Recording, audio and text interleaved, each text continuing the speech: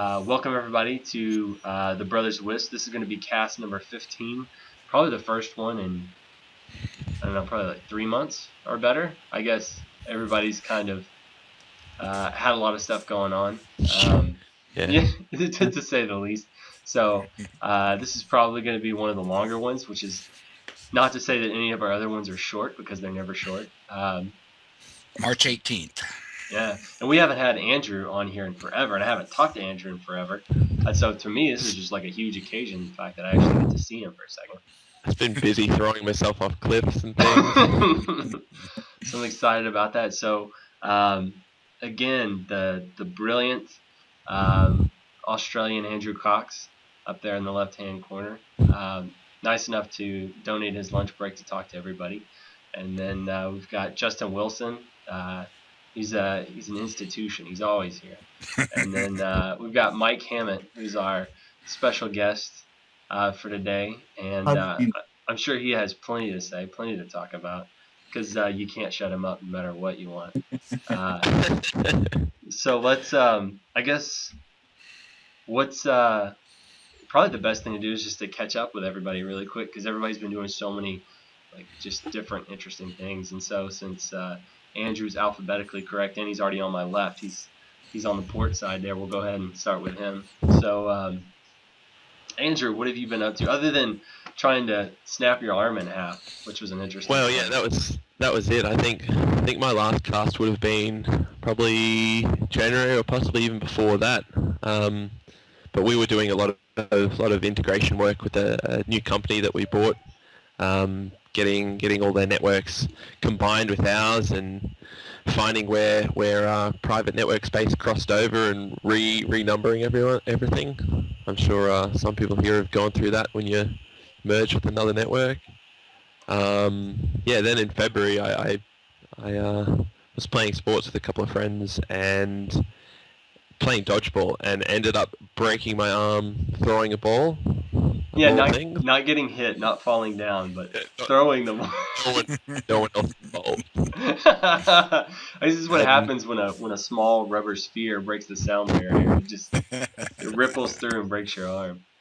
Yeah, so we should do a bit of a health alert here to everyone. So subsequently found out that I have a vitamin D deficiency. Now, for those of you who don't know, vitamin D you get from sunlight. The doctor basically looked at the readings and was like, yeah, no, this would have been going on for like 2 or 3 years now. Yeah, that makes sense. Yeah. So if you don't get much sunlight, just make sure to get vitamin D supplements instead, because vitamin D helps your calcium absorption, whatever, and that's what builds your bones up. And it's quite common in our industry. So. I think since we last talked to you, also moved. I think you're completely. Yes.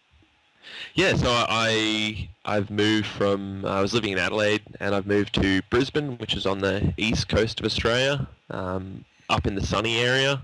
While everywhere else is like 1 to 2 degree mornings at the moment, or lower. So it was a lovely 8 degrees here this morning. Degrees and sunny, so no rain or anything at the moment, which is nice. But that was interesting for me because there was 2 months I was there in a cast and still trying to work and get all these migrations done in time. So typing one-handed, I've worked out I can do 40 words a minute, and then when I got back to two hands, it's like someone's just added like a second screen to my life. I can do everything so much faster. So now you can drive and type, which is fine. Like, no worries, right? Yeah, I'm used to it now. Just that's awesome. So when you say we've been doing these changes, it's been you, right? You've been doing all this mess. No. I have a little team of guys now that help me out. Some based in Melbourne, which is south side of Australia. Some based with me in Brisbane. So, these are the people that basically were responding to my commands while I was off injured as such. I'd be in bed, come out for 1 to 2 hours, and do this, do that. Okay, get back to me when you're done. Give me a call. followed by, okay guys, I'm about to take some more painkillers, so I'll be out for a couple of hours. Disregard anything I say for the next couple hours. Might be a little crazy. The card number is... Don't come and lick my cat, I promise. I didn't mean that. So, I'm checking out your blog. Let's see what you have new. Apple USB Ethernet adapter plus router OS eTool success. Yeah, I picked up one of those little adapters, just trying it out with the USB ports on, I think it was a 751. So just to see if you can extend it out, and you can plug a hub in and connect up like 3 or 4 of those things. Oh, nice. So let's see how it goes, and I mean that means it would work with x86 boxes as well. It would work with it should work with like a CCR or a 2011 or things like that. That's cool.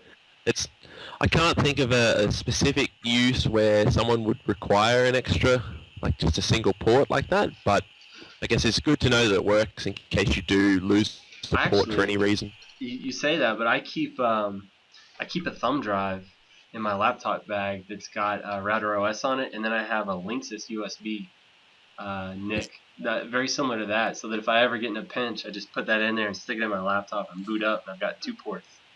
So I can you can make something happen. Yeah, well, you can turn your laptop into a router in a pinch. So yeah, so it works great. Have an in and out. So. Yeah, and then Steady Guy moving up to Router 06 version 6. So what have you? So I guess a lot of you guys have already started using 6 now. 6.1's the stable release that they have out now. So what do you guys think about that? I'll go first. Go ahead. I'm running. I was saying to the guys here. Yeah, we've rolled out 6.1 in a couple of production environments now. We were running it for a while just in the office, and prior to that, 6.0 RC8 was the one we were testing out. There is definitely still some bugs in there, but nothing we found yet that affects our core areas, which are the PPPoE logins, the hotspot logins, and the simple queues we haven't had any problems with. They're all dynamically allocated, and we're seeing... I replaced an x86 box the other day that was sitting at 70% CPU usage of a night. The new CCR sits at 5% maximum, so it's like plenty of overhead there. We're replacing a 2RU full rack depth box with this little CCR unit. It's just, hey, look, the UPS has got like 4 hours of runtime now. Was it you that said after they went to 6 or 6.1 on their x86 boxes, they saw like a 15 to 20% CPU improvement? Yeah, we've rolled it out to a couple of x86 boxes in smaller locations as well, just to kind of see how it performs there. I think I've touched on this in the past, but we run most of our x86 installations on top of ESXi, just so we can kind of roll back and forwards if needed. We've got like an extra a layer of abstraction there that we can get in and reinstall them if we need to, if anything goes horribly wrong. So we upgraded a couple of those, snapshotted them and everything, and seeing some reasonable performance enhancements, just mainly in that simple queues area. Like before, version 5 simple queues was just pass packets all the way through the list until they get to who they're supposed to go to, whereas now they've changed that around, so it's being delivered out to everywhere at once. So that's definitely improved the sort of performance and handling that we're seeing as well. Very cool, very cool. And then the last thing I see on your blog here, you've got terminal health. What's that all about? We're playing around with a couple of scripts that, so when you open up the terminal, normally you have the little Mikrotik banner, and you can have a little message of the day there. I was tinkering around with something that one of the guys on the Mikrotik Router OS Facebook page sent through to me that actually collects stats from the router, so the CPU usage, the temperature, all things like that you could go in and find yourself, and it's just manually setting the message of the day to that every couple of minutes. So when you log in via SSH, it puts up all that information there and says, here's the health stats for that router. So I made a couple of changes and plugged in hotspot counts, like hotspot user counts and PPPoE, so we could see that as well. That's cool. That's very cool. So before I derail, what did Justin, have you tried some of the version 6 code yet? Yeah, I'm running 6.0 on a production router. We're actually now doing dual CCRs at the edge on one network, and we got them OSPF together. That way we can actually do an upgrade in the middle of the day, and we basically have a master and a slave. It's not VRRP, it's just using OSPF. So, that allowed us to, basically try the bleeding edge, code and everything on these CCRs without an issue. I had an issue one time. I upgraded one, and it just, it didn't come back without a power cycle. The thing I'm anxious to test out, and I have to go down to the data center to do this, is in I think the 6.1 changelog. They finally fixed negotiation issues with Cisco's. For the longest time, the CCRs will not link up a gig with the Cisco gig interfaces. Yeah, I saw that. And as soon as I read that in the changelog, I thought of the problems you had when you were first doing your install. So I'm anxious to try that out. I might be able to get to that this weekend, but other than that, we've been seeing pretty stable with ever since, I don't know, RC12 or so on the CCRs. It used to be we had to reboot them every week or so because they just kind of stopped passing OSPF traffic. But we haven't seen that at all lately. Nice. So but I'm just running it on CCRs so far. Very nice. How about you, Mike? What have you seen? I haven't put on anything yet. Been too busy. All right, you're dead to me. I've tried it on just my home router, and I don't know. I'm not really doing anything too exotic, but it seems to run CPU-wise about the same, and the throughput seems the same. So I don't know. Haven't really had an opportunity to put it in production yet. The routing and forwarding, like, it all seems to be there and stable. It's the most of the bugs that I'm hearing back from people are either little things like the negotiation, just oddities that you'll stumble across, and I think Andrew Thrift reported there's still some BGP related issues with VRFs, but that's an outstanding bug from a long time ago. Yeah, I think basic BGP, no problems. Yeah, I think the MPLS issues are stemming almost since its inception. So there's just a lot of stuff they haven't quite. They probably just haven't had the time to focus on those areas. Yeah, I figure there's very few people using that full functionality there, though, so it makes sense to me that there's some things that just haven't been discovered yet because people are trying to do new and exciting things with them. The other thing I'm interested to see how it actually performs is that partitioning option. They have now that built-in option to have multiple copies of Router OS running at different versions and fall back to an older version if for any reason the new one crashes. So hopefully that kind of removes the need for us to go, well, we need to run these on ESXi, or we need to have a remote access console or whatever, because... Now, how does that really differ from the whole meta router concept? I think, from my understanding, you've got your active firmware and you've got your fallback. So if something crashes on the active, it'll kind of roll back and then reboot with the fall. Is that correct? Yep. Yeah, that's what I've seen. And you can copy the config or you can copy the partitions. So you can make a clone of the existing partition you have or copy the config between them. So it'll be interesting to see. I haven't actually been able to crash one to actually see how that would work yet, or whether it would work. So I guess it's... And even then, you don't want to run into that problem. But I was gonna say, even then, unless you had a console cable hooked up, would you even be able to see what happened, or just all of a sudden it would be in an old version? I guess I don't know. Yeah. Who knows? Yeah. They need a syslog message, a special one that dumps and says, "Hey, it's completely crap." Otherwise, I'll just think it rebooted. I won't know the difference. Yeah. Yeah, you need to, like, I don't know what sort of alert it gives or whatever, but we'll keep an eye out. And if anyone has if any of the people watching this have any experiences with it or any comments on it, let us know.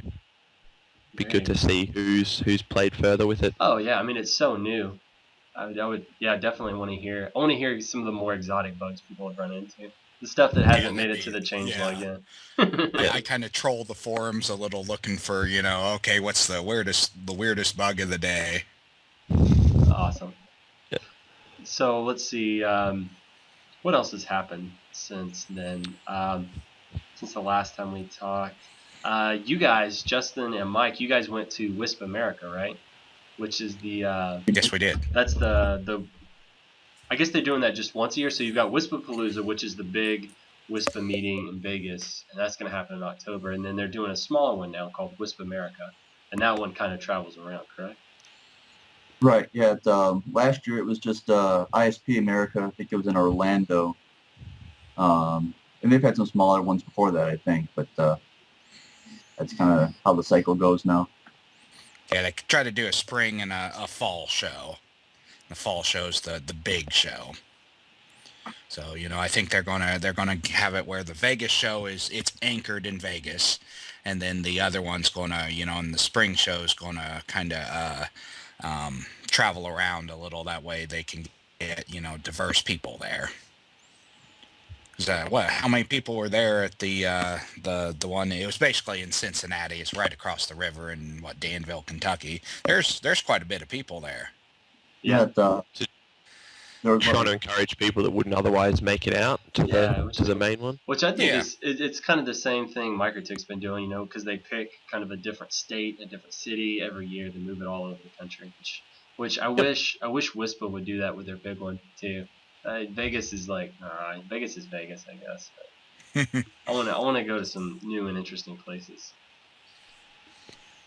So what did you guys pick up? I'm looking at Justin's blog here, and he says UBNT has some of the new Unifi 3 on display. So I guess the Unifi controller version 3 is out now, and it looks remarkably like the previous version. But they announced their AC equipment. I guess that was announced before or since the last time we talked. So their 802.11 AC equipment's out. I've actually had the opportunity to unbox and use one. I would imagine so. Yeah. I think everybody's what's waiting Greg here up for to? the big Greg reveal. No, we'll get to that later. So the ACs, I mean, they're neat, they're solid. It's like they're made out of lead or something. Just a lot of stuff packed in there. And 802.11c, I guess that's, what do they anticipate that being? It has full market share in about a year and a half, I think. Equipment's starting to finally come out with it. I was reading a thing on Facebook that said, when do you think, AC is going to be the prevalent one, and everybody was saying basically 2014. Next year. Yeah. That's fast. That's really fast. I mean, I've heard that there's a lot of phones out there now, or at least a fair amount of phones that have it already, built in. Really? Yeah. How about well, I mean, to me, there's only two phones. You've got the Galaxy line, and you've got the iPhone. So if those two don't support it, then to me, it doesn't exist. Yeah. Because I mean, they have the lion's share of the market, and that's what everybody's carrying, So when I'm in an event and I see a bunch of glowing faces, it's always from those two devices. So. Yeah, I know as a version. Sit here sadly with my little HTC. Oh, well, I've got a Motorola Droid Razr, so I'm like grandpa out there. I say that I saw like the S4 has 802.11 AC.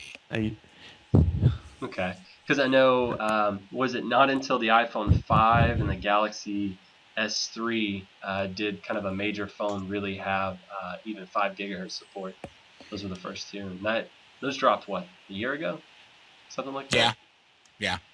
So the HTC One was the first phone to have AC. Okay, and it's been out for a little while, hasn't it? Yeah, April, I think, was when we started shipping. Okay. Well, that's not too bad. So I guess probably the next generation of iPhone will most likely have it, and then I'm assuming the next Galaxy will probably have it. You would assume so, but they seem to avoid other things like NFC. Well, What can you do? Every other phone now seems to have NFC, and Apple's still maybe. Well, I guess when you're as big as they are, you kind of do what you want when you want. Well, and Apple kind of I think their stance is, hey, we're not a techie phone. We're the phone for everybody, kind of, so we don't have to, let's add some, kind of geeky features, but and there's why truth to should that. we? I see more grandmas with the iPhone than anything Yeah. else, so I believe it. But yeah, definitely, I am definitely looking forward to 5 gigahertz support in every mobile device.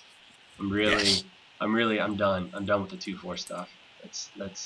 That's old news for me. I'm really ready to see that 5 gigahertz stuff come around. Yeah, I would imagine that the It's a lot of new spectrum. works better in the high density stuff. I would imagine faster faster drop off and. Well, all I really care about at this point is its base speed. The base modulation rate is going to be something like 6.5 megabits, as opposed to your 1, that you'll see in the older stuff. So people aren't transmitting as long, just because they can transfer, in 1/6 the time. Even at the base rate. Exactly. And then on top of that, you've got more channels to work with. Even if you have to go into DFS range, you still, say with Unifi, for example, you've got 17 channels if you dip into DFS. So 17 versus 3, that's a no-brainer. It's got a whole lot more spectrum. So even if it's a slightly older generation that doesn't support all the DFS stuff, you can still kind of stagger DFS with non-DFS channels back and forth, and their likelihood of being within range is going to be greater. So. Well, in a environment where Unifi is and stuff, even DFS, you don't have to worry about radar avoidance really. You're in a building, so as long as you're compliant, what's the likelihood of you actually, it actually tripping? Right, and then even still, if you read a lot of people that even do outdoor installations. They're saying that they haven't really seen a DFS event in a really long time. That most manufacturers' radios are getting so good that they're really much more capable of picking up or differentiating between what's radar and then what's legitimate 5 gigahertz stuff. So you don't see nearly as many problems with that anymore. Yeah, there's a WISP up in Washington State that was complaining a few months ago that they had no usable DFS channels. That said, they have an NSA installation in some other DoD facilities nearby, and there's lots of helicopters in the air. So I could see that being legit. Yeah, definitely. Yeah, I certainly can see that as well. So let's see. Moving on. Let's see. What else do you have on here? Or no. What else were you talking? Oh, I'm sorry. Andrew, were you about to say something? I was going to say, while we're on the Unifi stuff, did I see recently something about a hardware controller? Or is that just me? I'm just looking over the site to find it now. I swear I was looking through the forums recently. I think you saw the new AirVision. Yeah, the new AirVision in VR. Yeah, AirVision. Yeah, that was it. Sorry. Yeah. Yeah, and somebody linked me to the hardware that they actually use, and I think if you go on Newegg and you outfit one, it ends up being something like $280, whereas the MBR I think is like $300, something like that. So it's almost a wash. Dedicated hardware though, like if it's supported by the people that are making the cameras and stuff, that's still a bit of a no-brainer to me because you get the support and you know it's going to work. Yeah. I definitely know of places that have been rolling their own little units but the same for Unifi. Like they'll roll it for Unifi, they'll roll it for the air cam gear. Yeah, and I actually saw I got an email or a comment from somebody who says this exact model they've actually been installing Unifi on them and putting them out in customer sites. So the guy was kind of freaked out that Ubiquiti was in his head stealing his hardware.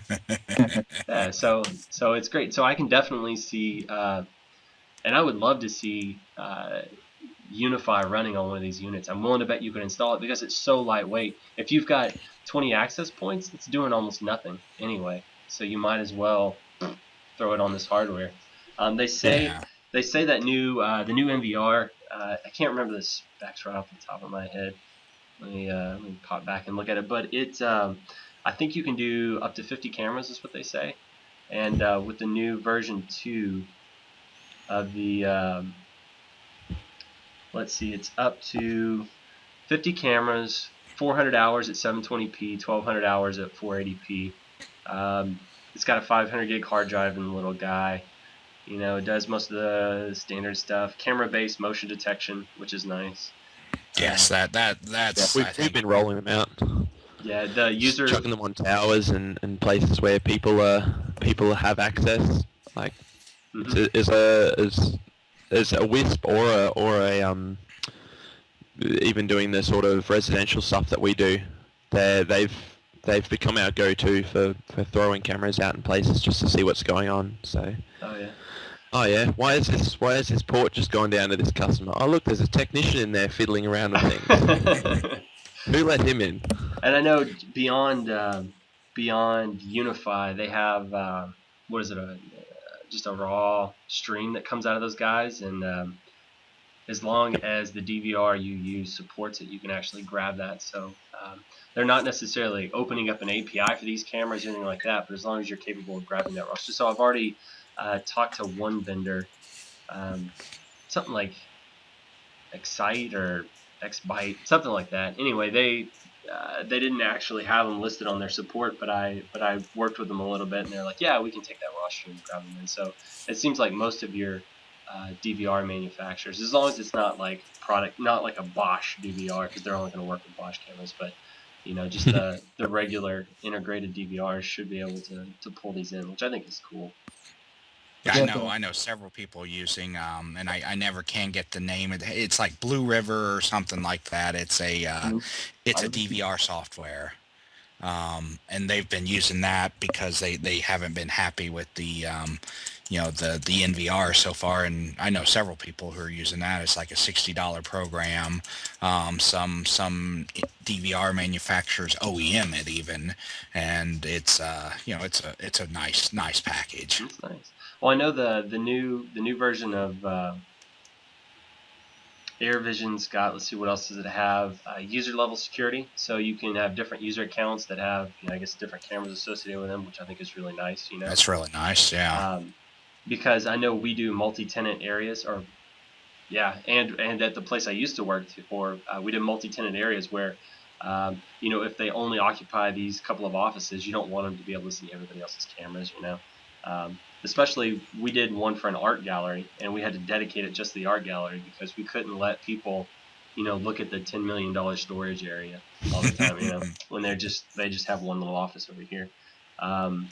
Storage management, which is nice. So I'm guessing that's going to be, because I haven't had the opportunity to use it specifically yet, but I think that means be able to set retention on your video so that it'll kind of dump and overwrite and all that good stuff.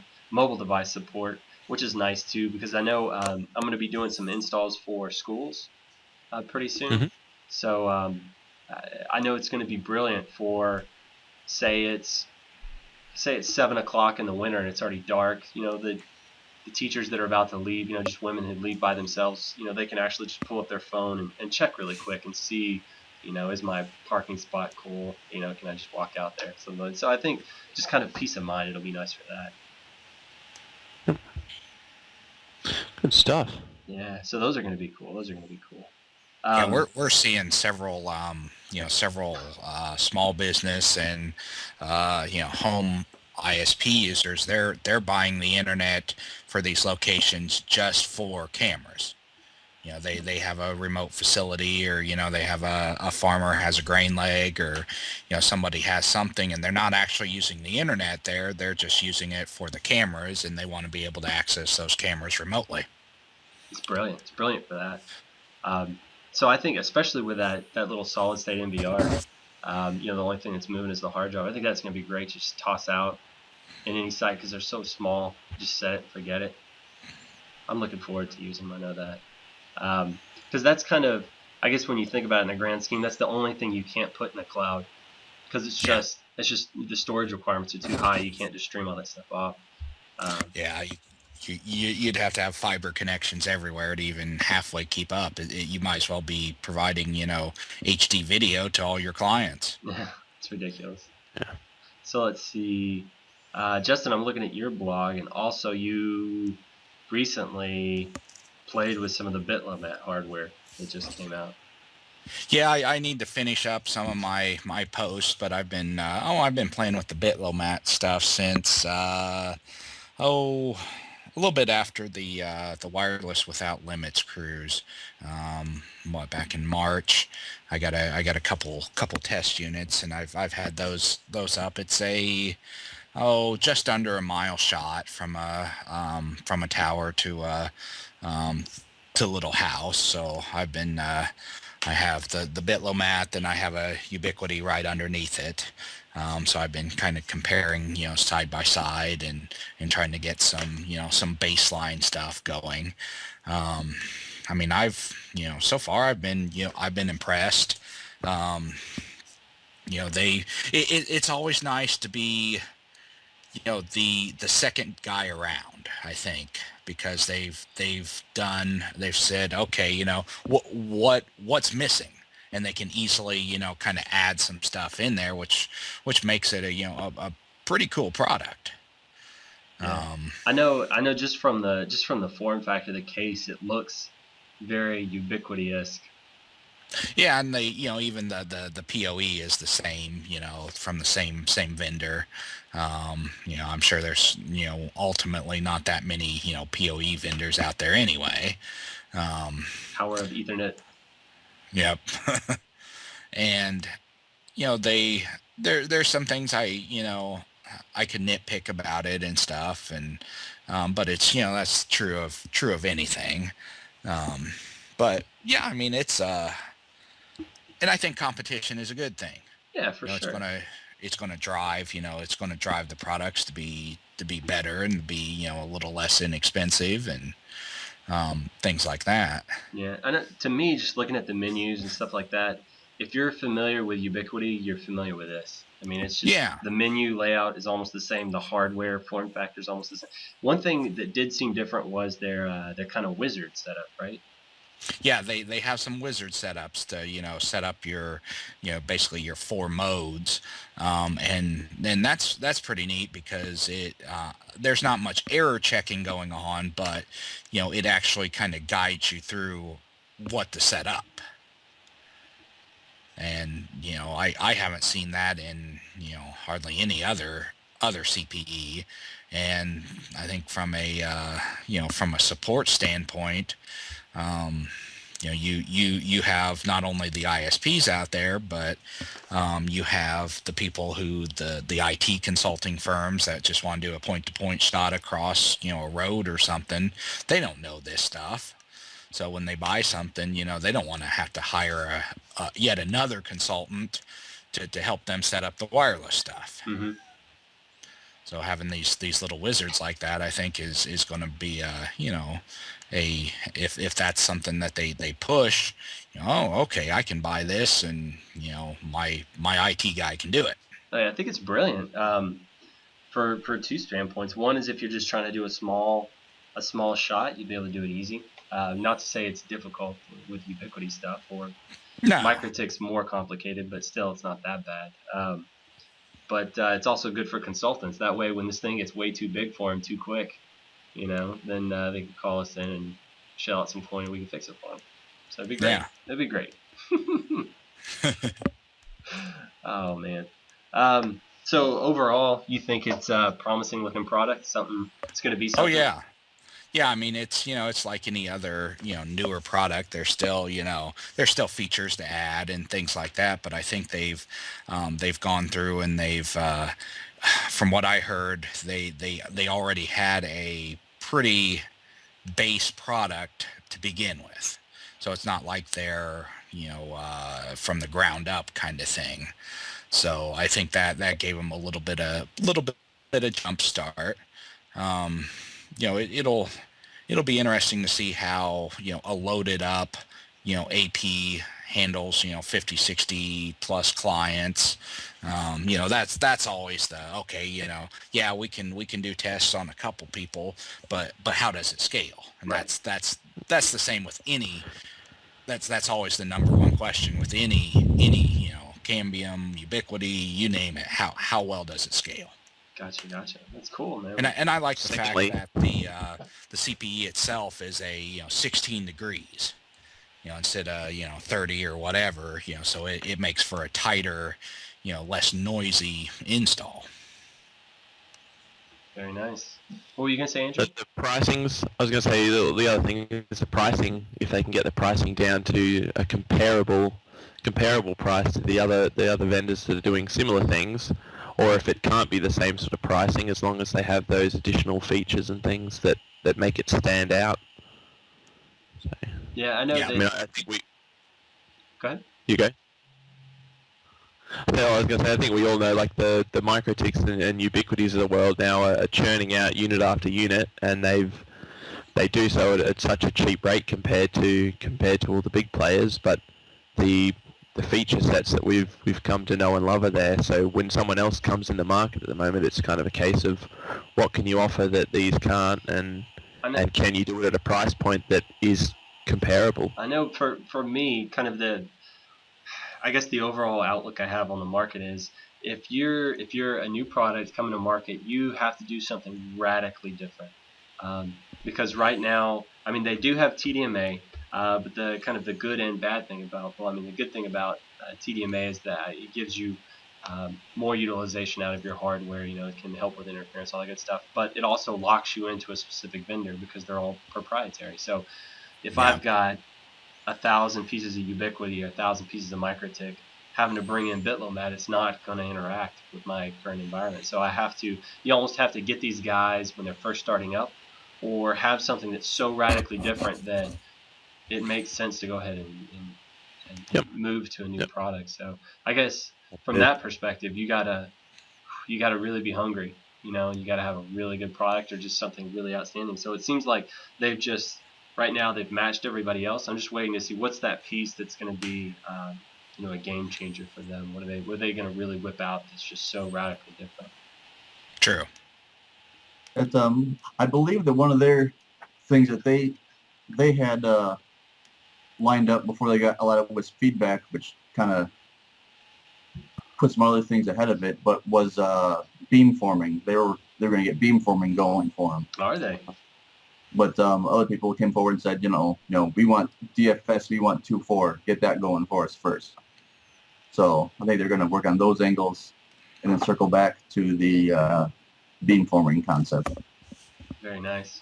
Yeah, because I know Mikrotik isn't doing it. I think I've heard rumors that Ubiquiti has had some product out there that has done it, maybe even out in the field somewhere, but no announcements or anything like that as far as I know. So at least that would be potentially the game changer if they can get that out to market first. That, or maybe just get it out really quick and then have somebody buy them out. Yeah, I mean that's always an exit strategy too. Is hey, look at a lot of the companies that have sold to Cisco. I think some of them, their major goal was, hey, we're going to come up with this technology and we'll prove it. But we don't really care about, and I'm not saying that's what they're doing, but I've seen others do it, and it can. Mike, you're in DeKalb, right? Is that how you say that? DeKalb, up in Indiana, and you are apparently the most ridiculous Blackhawks fan. I'm getting sick of all your posting. It's almost I know, dude. I'm sure if you took that shirt off, that exact thing would be just tattooed on your chest right there. Well, we did win the Stanley Cup last night, so it was pretty exciting. Was it? Well, were you screaming and shouting? Briefly. I mean, I was home, so I didn't get too crazy. But it was totally worth it. So Mike, you are a man of many talents. I know you do the WISP thing. You're always talking about fiber. You're always arguing about how doing radio is faster than doing long fiber shots, and just other crazy, ridiculous things. So tell us a little bit about yourself and kind of some of the stuff you work on. All right. Well, I've got a WISP about 60 miles west of Chicago, and I have a very, should we say, diverse coverage area. I started my operation on my farm because I couldn't get broadband. And within my farm, we've got about, so within about a 3-mile radius, we've got probably 150,000 pigs. So it's rural. But yet on the other side of my network, 3 years ago, I bought out my upstream because he was closing up shop. On that side of the network, you've got like the global headquarters of like Office Max, Lucent, all kinds of these big, huge companies, and it's like two very different demands. You can't put up a 2.4 access point in there and try to sell someone service. They've got fiber from AboveNet or fiber from Comcast or somebody. So my plan is later this year to kind of step up a little bit on that big pipe game, start selling 50, 100 meg circuits, synchronous connections, because that's kind of what I feel that side of the market needs. But then out here, it's just the same old farmers and whatnot, and needing to actually we get the fiber pretty well out here too, from some of the BTOP projects, but I'll actually look at taking advantage of that to kind of feed my wireless network, get save some of that spectrum for serving clients versus connecting towers. Right. So yeah, Illinois is a very what would you say, Mike? A very, I don't want to say forward-thinking state, but it's a very, as far as their connectivity goes, I mean, they're one of the better states for getting everything connected.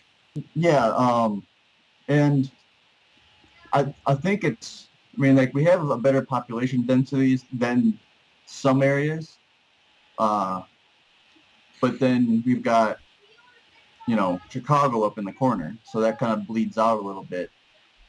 I cover a very small area with my WISP, 20 miles by 40 miles or at the most, I would say, and I touch 13 WISPs, and that's after acquisitions. There's at that show in Cincinnati, there was 45 or 50 WISPs there from Illinois. And, that's not even a drop in the bucket. I'd imagine there's probably over 200, 300 WISPs in Illinois throughout the whole state. And then, there's always been kind of legacy fiber throughout the state. We've got, Chicago in the corner, St. Louis in the opposite corner. But then, sprinkled throughout the state, we've got different pockets of, 100,000 population towns. You got U of I, it's not far from you, Justin, where they, that's where they developed the web browser. That's where all these big internet innovations. Home of Mosaic. And, who here remembers Mosaic? Yeah. Nobody. I'm old. But even now, with all the BTOP projects, you probably can't go 30 or 40 miles without hitting fiber from a BTOP project somewhere. And, that kind of, all depending on your, belief as if the government should be doing that sort of stuff or not. I know there's been a lot of stuff there in Australia with government fiber and NBN and all that. But, we've got a lot of WISPs here that are, doing 15, 20, 25 megabit plans. Is just kind of, that's what they do because that's what people expect. If you go down to areas, like Jay down in Alabama, he's using 900 meg everywhere, and he's only doing 1.5 meg, 3 megs, because that's all he can do. Well, I mean, when you're talking, some of the companies up there, they're providing internet to, American Airlines, Oprah, places like that. They're providing access to, I have a client up there. They're providing access to Oprah's airplane hangar, and they're paying for, some multi-megabit package, and just because that's what they want. Yeah. But they can't get anything else, so they're demanding from the WISP, hey, we want 10 megs, 15 megs, whatever it is. And then not just from the operator perspective, but from the vendor perspective, there's a ton of vendors up here too. As far as manufacturers, you've got Bitlomat up on the north side of Chicago. You've got MemoryLink, which is a little bit west of there, in Elgin. MemoryLink's kind of been around for a few years. When I first saw them come on the scene, I was like, I just saw 300 meg over the air rate. I'm like, oh, it's just another Wi-Fi based company. I don't care. They have something spectacular, kind of what Greg was saying before. You're going to have another wireless entrant do something spectacular, and I didn't think that they did. Well, then CTI has come along and aligned with them, kind of rebadged some of their stuff, and they haven't got it out in customers' hands yet to play with, but they're talking about 165 megabit of actual throughput with an actual GPS sync. Like, not, let's put them. Sounds good to me. No, but they're claiming that their GPS sync will, obviously their product won't talk to a canopy radio, but that you can put them next to each other and they can be synced, certain canopy models anyway, and they won't step on each other, which I think is a big advantage. I mean, there's, at least around here, there's so many canopy operators, and you give all your, most of them have coordinated with each other to have the same sync settings so that they don't step on each other. But then you have all the Ubiquiti guys, the Mikrotik guys doing their own thing, and it just becomes a mess. But if you can deploy, 165 megabit speeds that will sync with a canopy system, you've got a whole lot more options. True. It's pretty cool. What I think too is cool about you, Mike, is that if there's a technology, you want to do it. I've noticed that. So you do the WISP thing, and then I think, weren't you talking about building some kind of a data center at some point? Yeah, kind of. I mean, or sort of like taking over a building or something like that. And then you're talking about dumping a bunch of fiber. So it sounds like if you see a new toy, you just want to play with it. I think it's the thing. Yeah. On the fiber. Don't we all? Hopefully by the end of the year on the fiber front, I'll have fiber to the home installed a few places. And that's kind of where some of the BTOP project kind of circles back, is that, I don't want to do anything big because, well, I can't afford to do anything big. But there's pockets of, 30 to 300 homes that are within a mile or two of this BTOP fiber that don't have cable. Some may have DSL, but I don't consider DSL to be internet. It goes 1.5 meg, 3 megs. I get more than that on my cell phone. But and that's still like 70% of Australia right now. Geographically, that's a lot of the United States too. Population-wise, not so much, but it's geographically. But no, you got these small pockets of houses close to that BTOP fiber. So you don't have to build, 30 miles to get back to, usable internet. Someone else already did that. So I've got lined up where I'm looking at about probably $20,000 to $30,000 all in, and I can have fiber to the home to 50 houses. That's including, a couple of CCRs. That's including, the conduit, the fiber, the basically kind of taking a lot of stuff that Chuck Hogg has done. I had lots of ideas for how to do it cheap, but then I saw what he's doing. He's got 2011s at every house. Well, when he finishes anyway. And then he's got some bidirectional SFPs he's getting from China for $40 a pair. And, he's just plugging into a hardened Metro Ethernet switch. I think at 16 ports is like $500. Like, that's not, you can just incrementally just add another switch. And if you run out of ports, you got extras on the CCR you can plug into. I mean, well, the nice thing about Illinois there too is the state is doing, a lot of this investment to do this, right? Yeah, the state was involved in a lot of the BTOP projects. There was when the Stimulus Act was announced, the estate said, okay, we're going to set aside X million dollars, which I thought was kind of foolish. Illinois doesn't have X million dollars. Illinois doesn't have X billion dollars. We're broke. Because you needed on some of these, you need to provide 20% to get that 80% grant. So a lot of these projects, the state put up 10%. So then you only come up with 10 with your company or your university or whatnot. And so that helped quite a few of the projects. My county got one. The university based in my town got one to cover like a 7-county area. The state itself got one. Theirs is mostly going along interstates to kind of rebuild their own network.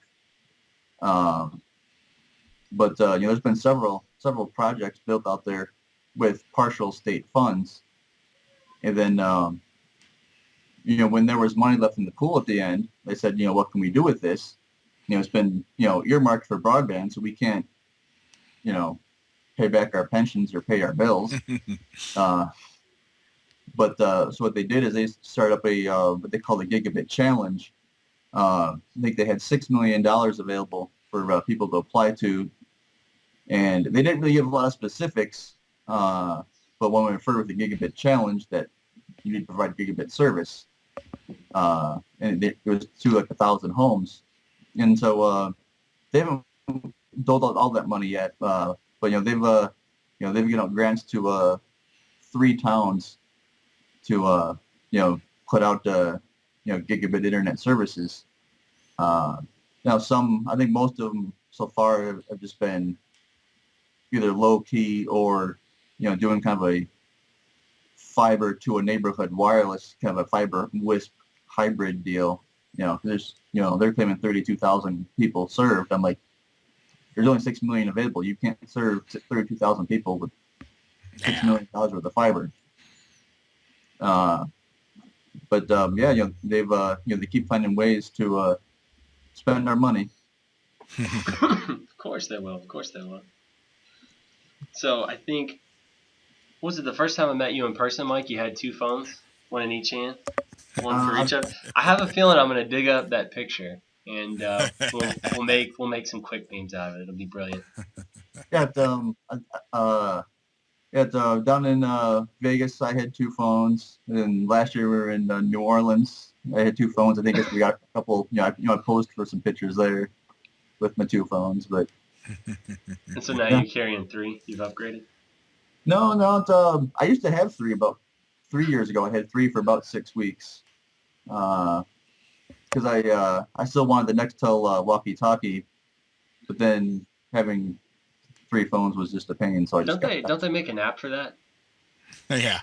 Yeah, but it would it was never as good as Nextel. Like there has never been a walkie-talkie service that was as good as the Nextel, because the underlying wireless protocol was built to do it. This sounds like an excuse to me. Oh yeah, it is. Yeah, I'm not buying it. See, I being the old guy I am, I miss they call them the dual NAM phones back in the day before digital. You could actually get a phone which was basically 2 SIM cards in it. So you'd have dual numbers, dual services, everything in one phone. I think that's starting to come back now. I've seen a lot more phones coming out with dual SIMs. I think some of it's for international travel since that's becoming a little bit cheaper. You can pop in a SIM from that country. But then also I think a lot of the prepaid stuff, if your prepaid account 1 runs out of money, you can just switch over to prepaid account 2 without, paying an overpriced, upcharge. Yeah. They have a lot of those. I've seen a lot of the ones where they can actually let you put in 2 SIM cards in a phone that takes one. There's a lot of little bits and pieces you can, like you buy them off eBay, you cut up your existing SIM cards and slide them both in. There's a little circuit that sits against them, so to allow people to use 2 SIM cards and switch between them, you have to repower the phone basically. But just for people that want to use multiple ones, or the other one I've heard of recently is apparently they're like VMware and a bunch of those sort of companies are looking at how they can partition off a phone so that you have a work phone and a home phone running on the same device, which to me makes sense. No one wants to carry like 3 or 4 phones for different tasks. You want one phone, but you don't want to have to give people your own number. So No, should be interesting. I would want to have 3 or 4 phones, maybe even 6. Yeah. I'm just waiting for them to just like embed one in here or something. So, how's it going? Or the old shoe phone. That'd be brilliant. You catch a call right after you get out of the bathroom. But you'd have to put it on My phone's speaker. all wet. Just give me a second. Put it on speaker and it comes out of your belt buckle. So you just talk to your penis. Oh, that'd be brilliant. Anyway, coming back around, let's see. Picking up. Let me look at my blog. I basically haven't done anything in the last 2 or 3 months. I'm not gonna lie. I've been very unproductive. But let's see. Recently, I've been doing some stuff with high density wireless deployments, specifically with the Unifi stuff. And pre-existing Cisco networks. I found a way to kind of en masse shut down a bunch of radios and wireless for Cisco, and then Ubiquiti. That's a feature I'm really pushing. Hopefully, they'll add that, the ability to shut off the radios in the Unifi software itself. So imagine, if you will, say for example you're in an arena, say that plays basketball. Just throwing that out there as a possibility. If they're who knows? You never know. Who knows? It could happen. So say they change for different events, right? So if they're doing a concert in there, you need wireless on the floor. But say if they're actually playing a basketball game, you don't want just that wireless blasting down on the floor, because it's not going to attenuate. It's just going to bounce off the floor and then disrupt everything else. So if you could create like a group within Unifi, and when it's a concert, say, okay, well, enable these radios, and then when the concert's over, say disable these radios. That would be so nice. But right now, inside of Unifi, you can't actually turn radios on and off. You can tell it not to broadcast SSIDs on an individual radio basis, but the radio's still on. So I found a way. I just made a little auto script that SSHs into the devices and just does an ifconfig shutdown on the wireless interface. Okay. So you can do it en masse or just do a couple at a time, on and off. Makes it kind of convenient. Let's see, what else have I put up? Put up that one on the NVR, the new AirVision 2, the little hardware device, which is cool. We already talked about that one. And then I just did one on TamoGraph, the site survey software, because I have been doing so many deployments lately. And I've been doing a lot of philanthropic work too, which I'm super excited about, actually. Good guy, Greg. Do what? Good guy, Greg. Well, no, it's like the way I look at it is, in IT we kind of toil in anonymity our entire career. Nobody ever sees us or anything like that. Or I have done some work in kind of my consulting life for nonprofits. It's basically, I'm going to say this on the air, hoping that none will ever see this, but anytime a nonprofit would contact me, I would never charge them. I would always do the work, and then at the end I would just say, you know what, take your team out for drinks or something like that with the money you would make from them. Put it back into something that's really worthwhile. And so all that stuff was always across the country. You'd never actually get to see it, but with this, they do so much help in the community, so much work in the community, and I actually get to go and do it and see the fruits of that labor. It's like it's completely different. I'm really excited to do it, and help. And so mostly I'm getting to do schools. So actually I've got 7 schools on my roster for this summer. I say this summer because everybody wants to do it before the kids get in. Yep. So I used to work for a school corporation. Yeah, I've got roughly 70 days to do 7 schools. And I'm basically outfitting them with Ubiquiti products, which is terrific, to be able to. Now, how did you get that deal? How did I get that deal? All right, so I got a new job. Yeah. I don't work for the data center anymore. I'm no longer the engineering manager. I still do consult for them a little bit if they need it, which is great. So I can still kind of feel like, I help them and everything. Still kind of feel connected. I have data center services from them, so like my website and stuff like that, and the random junk I do actually comes out of there still. Which I don't know. It's kind of that was Don't kind remind them. They might have forgotten. No, I just got a bill, so trust me, they remember. But I like that because that was kind of my baby, growing all that stuff and building all that stuff. So it's nice to still feel connected. But I got what Mike would call up there in Chicago an offer I couldn't refuse. So I'm working in Memphis, Tennessee, and which is funny because anytime somebody sees me, they don't know me down here, obviously, because I've only been here for such a short time. They're like, "Oh, you're new. Why are you here?" It's like nobody can imagine why you would come to Memphis, Tennessee for anything. They're like, "Oh, I got a new job," and they're like, "Oh, yeah, that's great." And they're nice and friendly, and then they say, "Well, where do you work?" And I'll say, "Well, I work for the Memphis Grizzlies, which is the NBA team down here."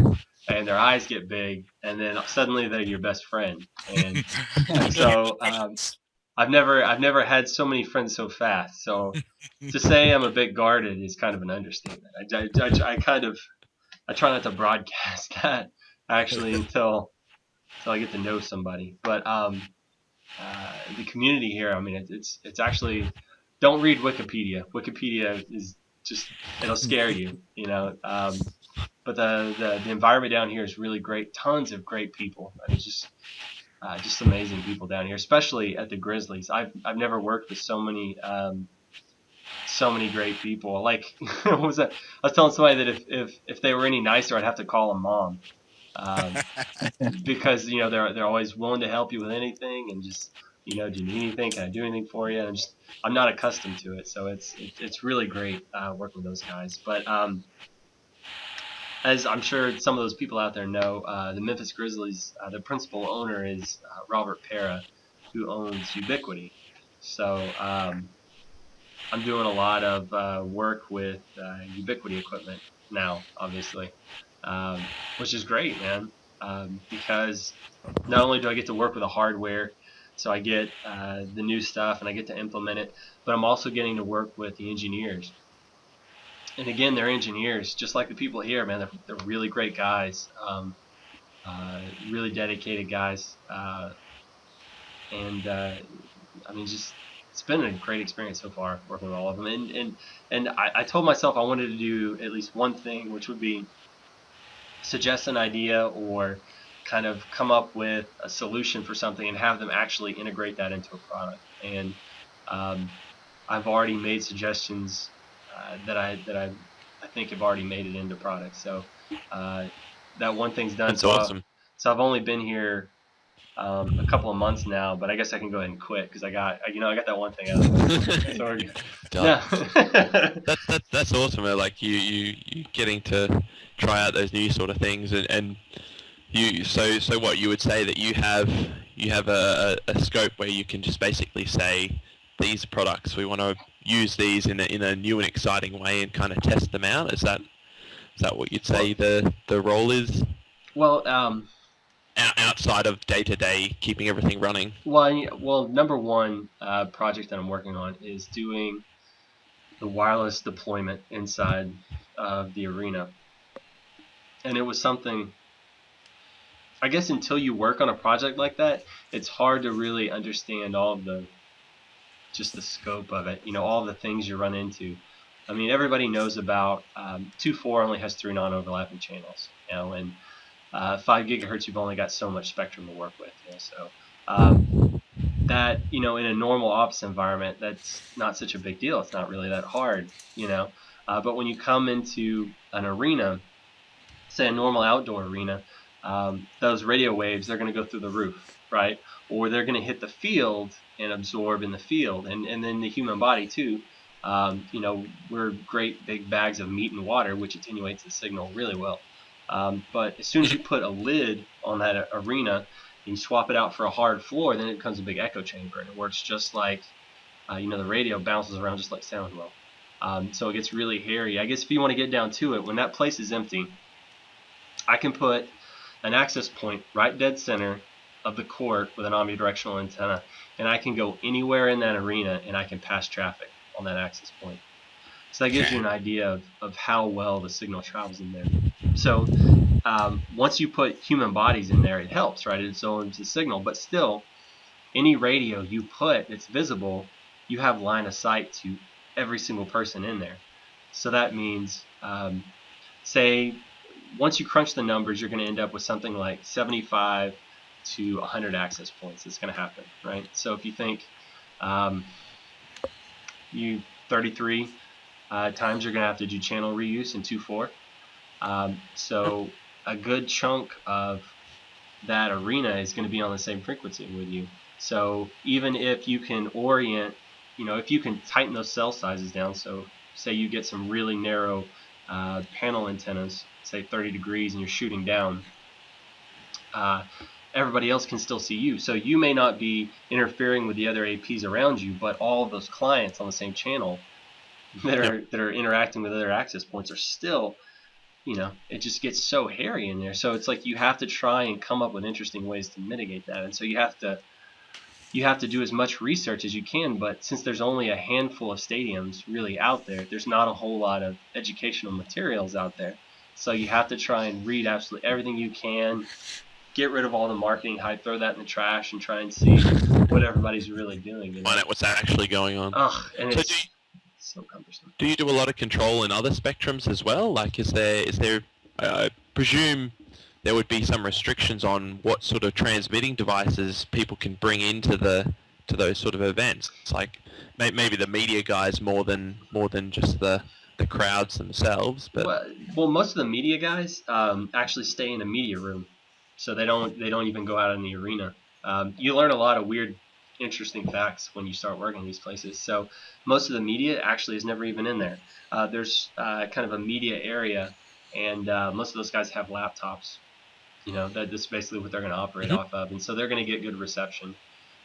Wherein the average fan has got one of these. They got a smartphone. And at least 50% of all those smartphones out there are still operating in the 2.4 frequency. They have no 5 gigahertz capability, which means that's going to be there for a while.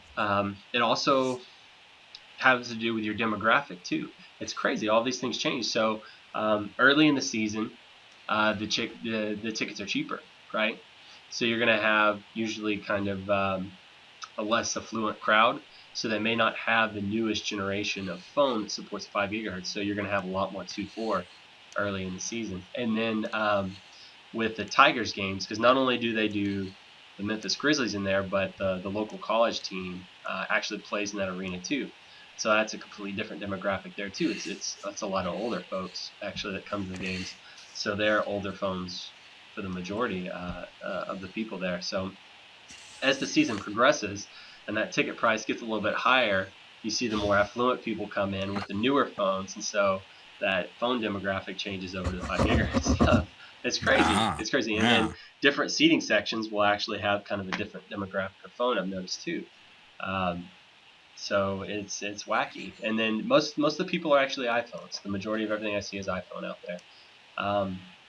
And iPhones do this, and well, you know what? Most phones do this cute thing where they send out probes. They're like, hey, the access point that I connect to at home is Bob's house laptop or, you know, whatever. Oh, so it says, hey, is Bob's house laptop out there? Yeah, Yep. every so often they send out a probe, usually every minute or two.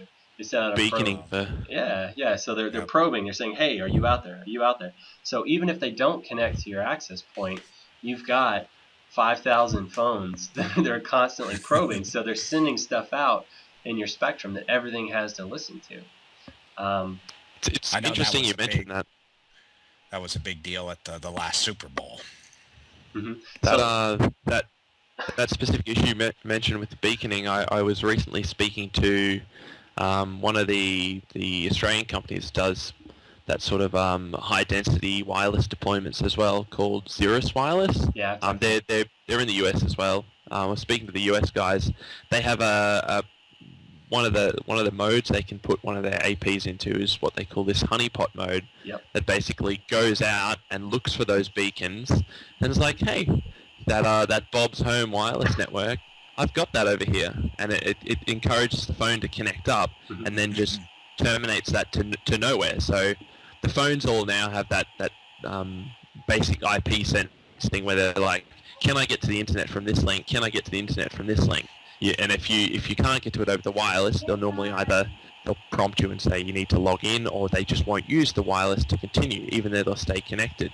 So the sort of honeypot thing they're working on is to decrease that sort of beaconing and trick a whole bunch of those units to connect. It's funny that interesting to see who else comes out with those. It's funny that you mentioned that because I actually talked to those guys and asked them, hey, do you have any real world number savings on that? And so during the playoffs, I actually did packet captures from all of the arena.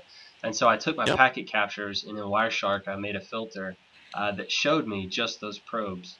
And I filtered out all of my SSIDs. So I really just pulled up, Bob's Home laptop probe, and then Linksys probe and D-Link, all that stuff.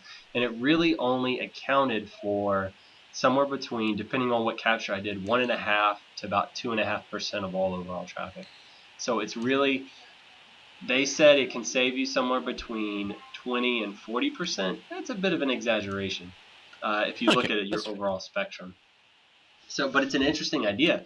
It was so interesting, in fact, that I decided to figure out how to do it on my own. So there's a project out there called Pineapple, and it's this little hardware device. Yep. And there's even one called the Blue Pineapple that you can load on these little TP links. And so basically, all it really does is it runs. It's not AirMon. It's one or the other. It's part of the Air cracking suite. But it basically runs an AP and just responds to all probes and grabs them. And so it's actually, if you load up Backtrack, which I may have a copy of on my laptop right now, just for testing purposes, obviously. And then you throw on your Alpha USB right there. You can actually duplicate the functionality pretty easily. So all you need is a Linux box and a compatible card, and you can duplicate that honeypot feature really easily. But and that may have been one of my suggestions to the Unifi guys. But right now they're working on a lot of other optimizations, which is really great, because if you can figure out an optimization somebody's been doing in software, you can have that implemented. Just given enough time. And so really we just looked at the packet captures and saw what was flying around. So like RTS CTS traffic, part of the management suite, that's actually optional. And coming out of some of the APs, you could see a good chunk of the traffic was actually that. And so you can just eliminate that altogether. One thing that I don't know if it's going to happen or not, but the beacons that your access points, by default, they all send them every 100 milliseconds. So that's 10 beacons per second. If you think about it, you want that high rate if people are roaming, if they're moving around.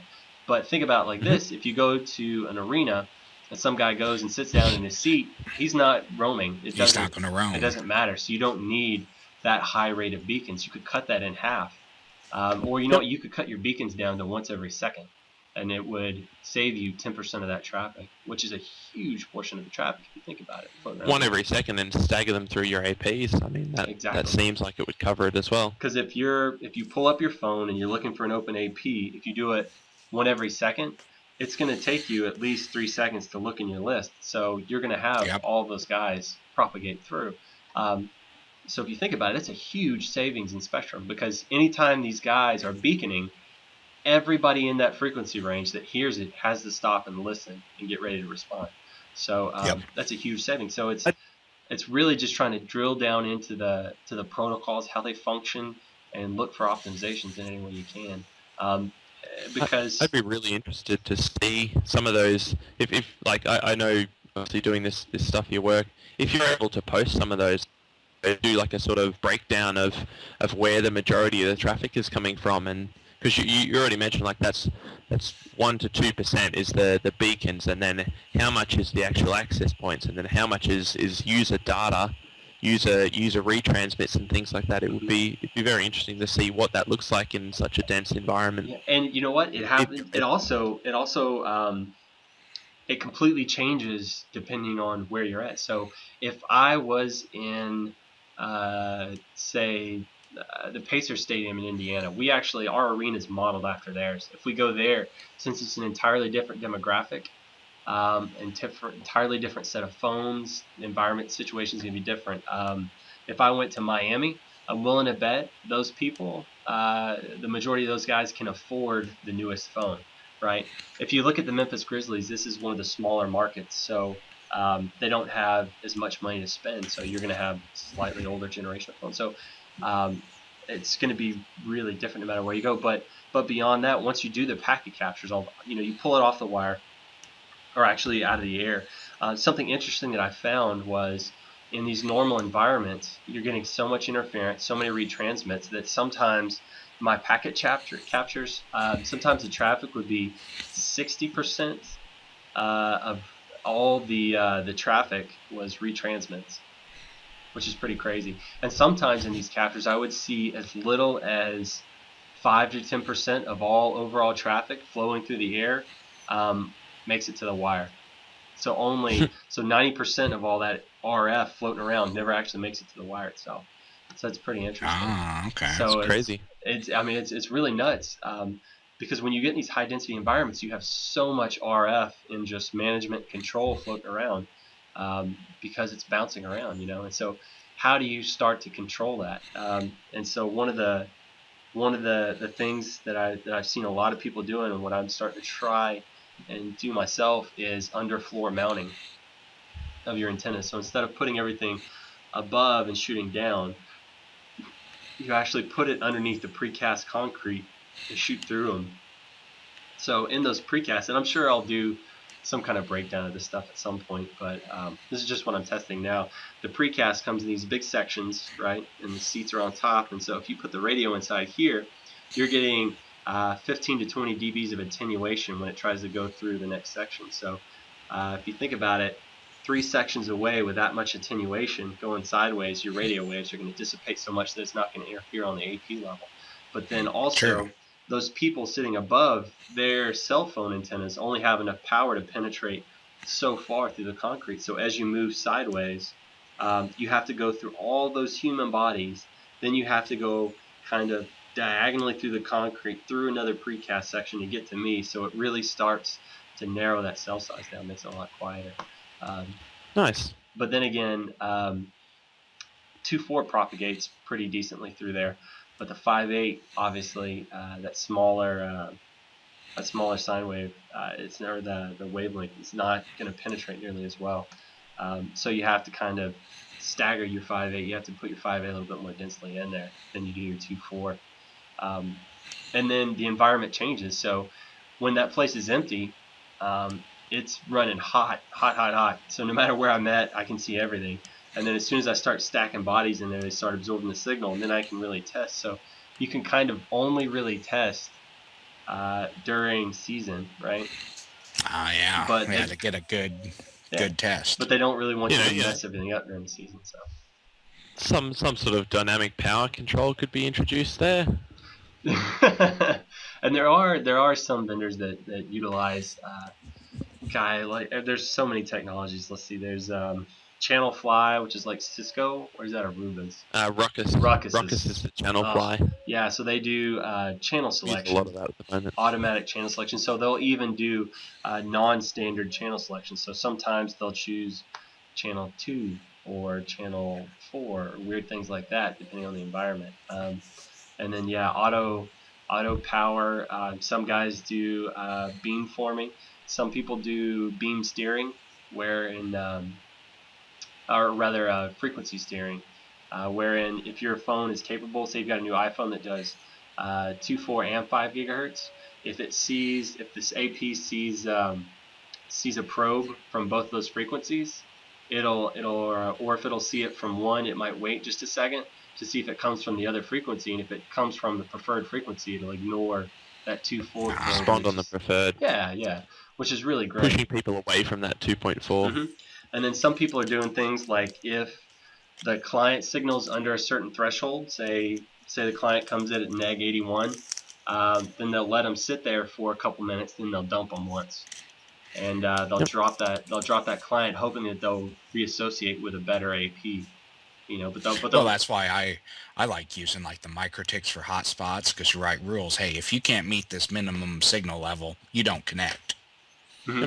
Yeah, and there's some people that take control of the radio, the receive input level. So if you're not at a certain signal level, you completely get ignored. So you don't really interfere with me anymore at that point, because your signal level doesn't meet my threshold. So I just completely disavow you at all. And you can't drag me down. Exactly. So there's a lot of different tweaks and tuning that people can do, which is great, because we're going to be there in no time. Because you need it. All that. In this environment, yeah, you almost have to have all that stuff. But all these cool tricks and things you can do to your access point mean absolutely nothing to the client. The clients don't give a crap what you're doing. They're going to, because if you think about it, they're an island unto themselves. They're going to use as much power as they want. They're going to be in whatever frequency they want. They're going to kind of pick whichever access point they want to connect to. So it's kind of a difficult environment, because you do as much as you can for the AP to segregate all that stuff out. But then you still have to deal with the client and his signal levels. Who are going to do what they're going to do. Exactly. So it's this weird tightrope that you kind of have to walk to get all this stuff in there. And it's always changing. Ever changing. Like ever dealing evolving. with regular clients. So that, I don't know, and you can't, if you can't necessarily add more APs, because then you introduce more interference. You can't necessarily lower the signal level on your access points, to shrink your cell size. If you lower the signal level, your modulation rate, how fast you can actually send traffic, directly relates to how strong your signal is. So sometimes if your signal's stronger, it may theoretically interfere with these other people, but people are able to transmit so much faster that they're just using the spectrum less. Able to retry faster. Exactly. So it's you gotta try and you gotta kind of surf it and feel it out. And one of the cool things that I found, looping back to the packet captures, is MetaGeeks. They make this product called IPA. Yeah, the guys that do the Wi-Spy that I happen to have, that a fellow named David, a really cool guy named David, was nice enough to let me borrow. They do so the Wi-Spy is a spectrum analysis device. What it does is it sniffs the frequency. It's not looking for like SSIDs and stuff like that. It doesn't give a care in the world about that stuff. Look at me keeping this PG. It doesn't care at all what SSID you're doing. It's just looking at the spectrum itself. So you can find noisy devices, any sources of interference that might be causing problems. And the cool thing about that too is it's got some kind of matches in there, so it'll try and tell you sort of what the source of interference is. So it can kind of tell you that it's a microwave or a little wireless camera or something like that. But they also make something called IPA, which is a software package for packet captures. So you load your packet capture in there, and it makes these little tree views. It looks like a target. And so it'll be like around the center of the target will be access points, right? It'll be like a little portion. And so you can hover over that access point, and then it'll show you all the clients on that access point. You can hover over the client, it'll show you how much traffic, and then you can break down the types of traffic, and it'll show you how many retransmits really quick are coming off of each access point. It makes it really easy to kind of look at that stuff. When you want to get a lot hairier with filtering, like trying to figure out how many probes are coming from unwanted devices and stuff like that, you really have to go back into Wireshark and get in there and build some filters. But other than that, IPA is like a really quick, cool way. The only thing with that is something that's like easy to read it all.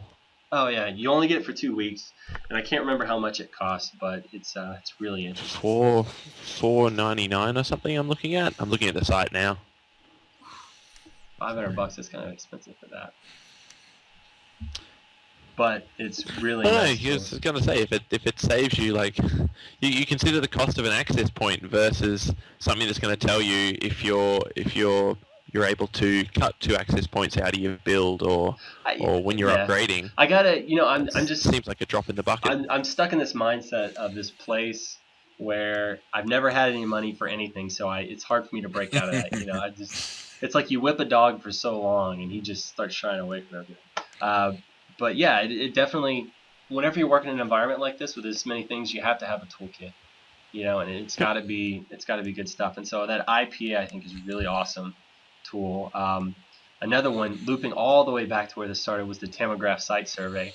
It really allows you to take a floor plan, load it into this program, and then as long as you have a compatible Ethernet adapter, like a wireless adapter, which you can get relatively inexpensive, you can walk around doing site surveys. So you can click everywhere you're standing on the map, or you can just click and then walk at a smooth rate, and then click every time you turn, and it will kind of create a heat map and then show you, your signal levels, signal interference, signal noise, and for me, at first, it was just so frustrating working with all this stuff because I was using, my phone. I was just checking signal levels as I moved around, but really trying to explain it to anybody else or have it in any kind of repeatable format. Readable format. It's such a pain. Something that you can show somebody that what's RF, dude. It isn't just a bunch of lines going up and down. Yeah, so it's very tangible. It creates reports that are really easy for management to see. Plus,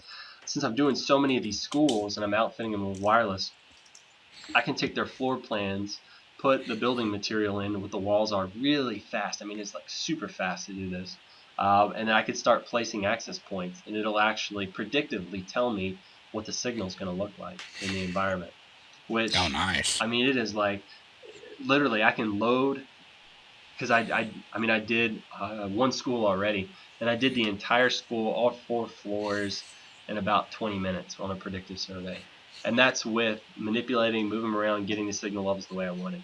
And I've already done a little bit of testing, and it actually, with predictive versus reality, what it looks like when you really install this stuff, and it comes out pretty close.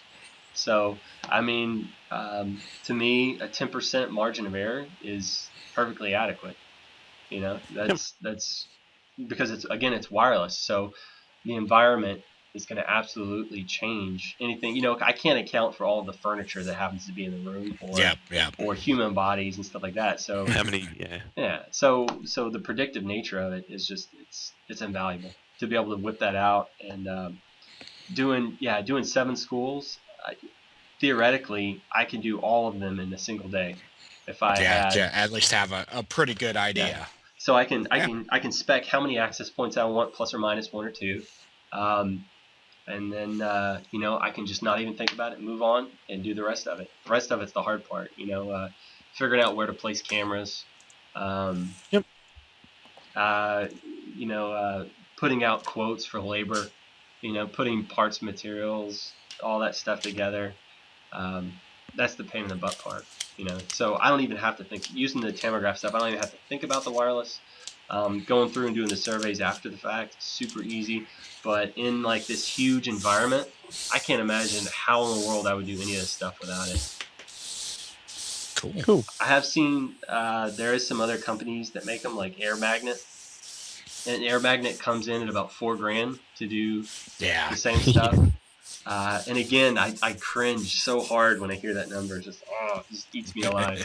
And then there's some other ones that are less expensive, but don't do like the predictive and some of the other features that I really, really like in this. And there's some still that do the same things but cost more. And another cool thing is this TamoGraph actually integrates with the WISPy. So you can have your sniffer card you can have your Y-Spy in there, and it'll actually, while you're doing active surveys, it'll actually capture the spectral analysis in the same areas everywhere you're going. So not only can you look at signal level, but you can check spectral analysis in different areas too, all from one interface. This is pretty neat. Cool. Yeah. Sweet. Well, I think Andrew's got a run on us, don't you? Yeah, I gotta head out. I've overstayed my lunch, so. But I think we were well overdue for a longer show and a longer catch up. Yeah. I think we need to do just one with Andrew where he just talks about all the cool stuff he does. Yeah, that'd be good. We'll call it Andrew's Hour. This We'll do it once a week. this is how you take vitamin D. This is Goes in my... this end, not this end. You learned that one the hard way, huh? They say the sun shines out my arse. No meaning the down under, huh? Wah, wah. Okay. They say everything's upside down there, so it does make sense. I'm gonna roll out and catch you guys later. All right, Andrew. Thanks for coming, man. No problems. See yous. Bye. So, alas, Andrew's gone. Just the Americans left. But yeah, see, I can just babble on about this stuff forever, because it's just so complex. There's so much to it, you know, and it's just, and I love this. I love this because it's new challenges, new tools, new environments. It's great. It's everything that kind of feeds it. Like I was telling somebody, I've worked since the day I've got here. I've worked 10 or 12 hours every day, 7 days a week since I've gotten here, and I haven't had this much job satisfaction forever. It's like I'm completely happy with it. Good.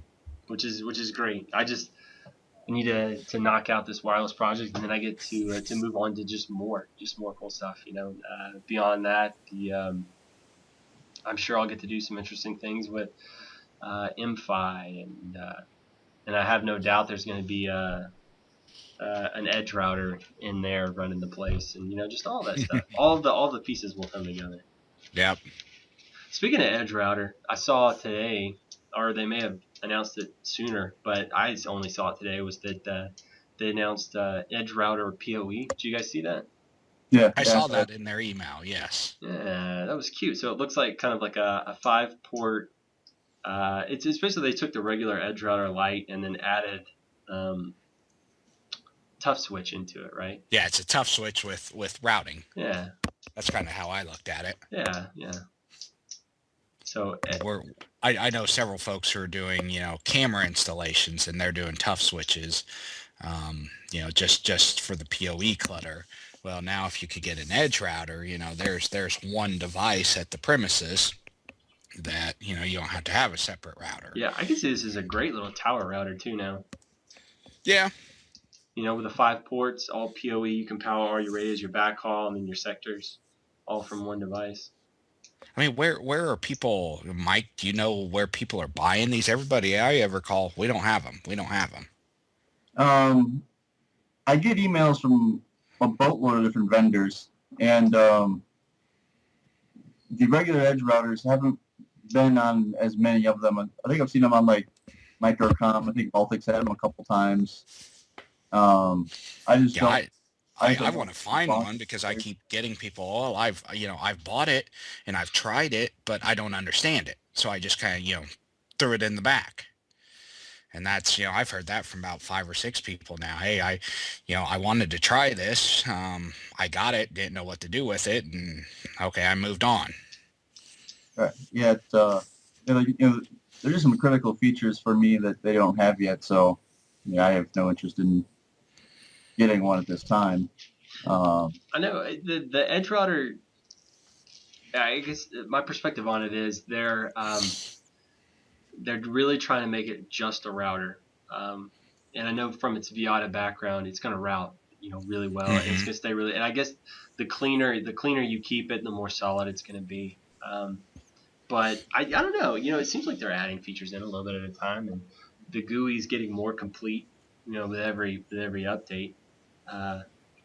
the CLI is one thing that I've heard people say is that the CLI doesn't follow the GUI like at all.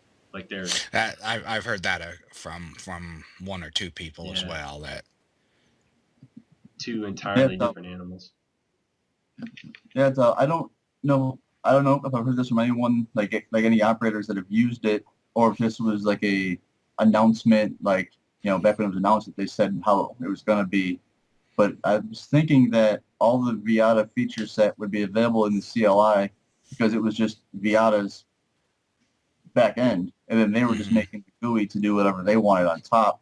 Yeah. But if you understood Viata, you could get all those features day one because it was there. Yeah.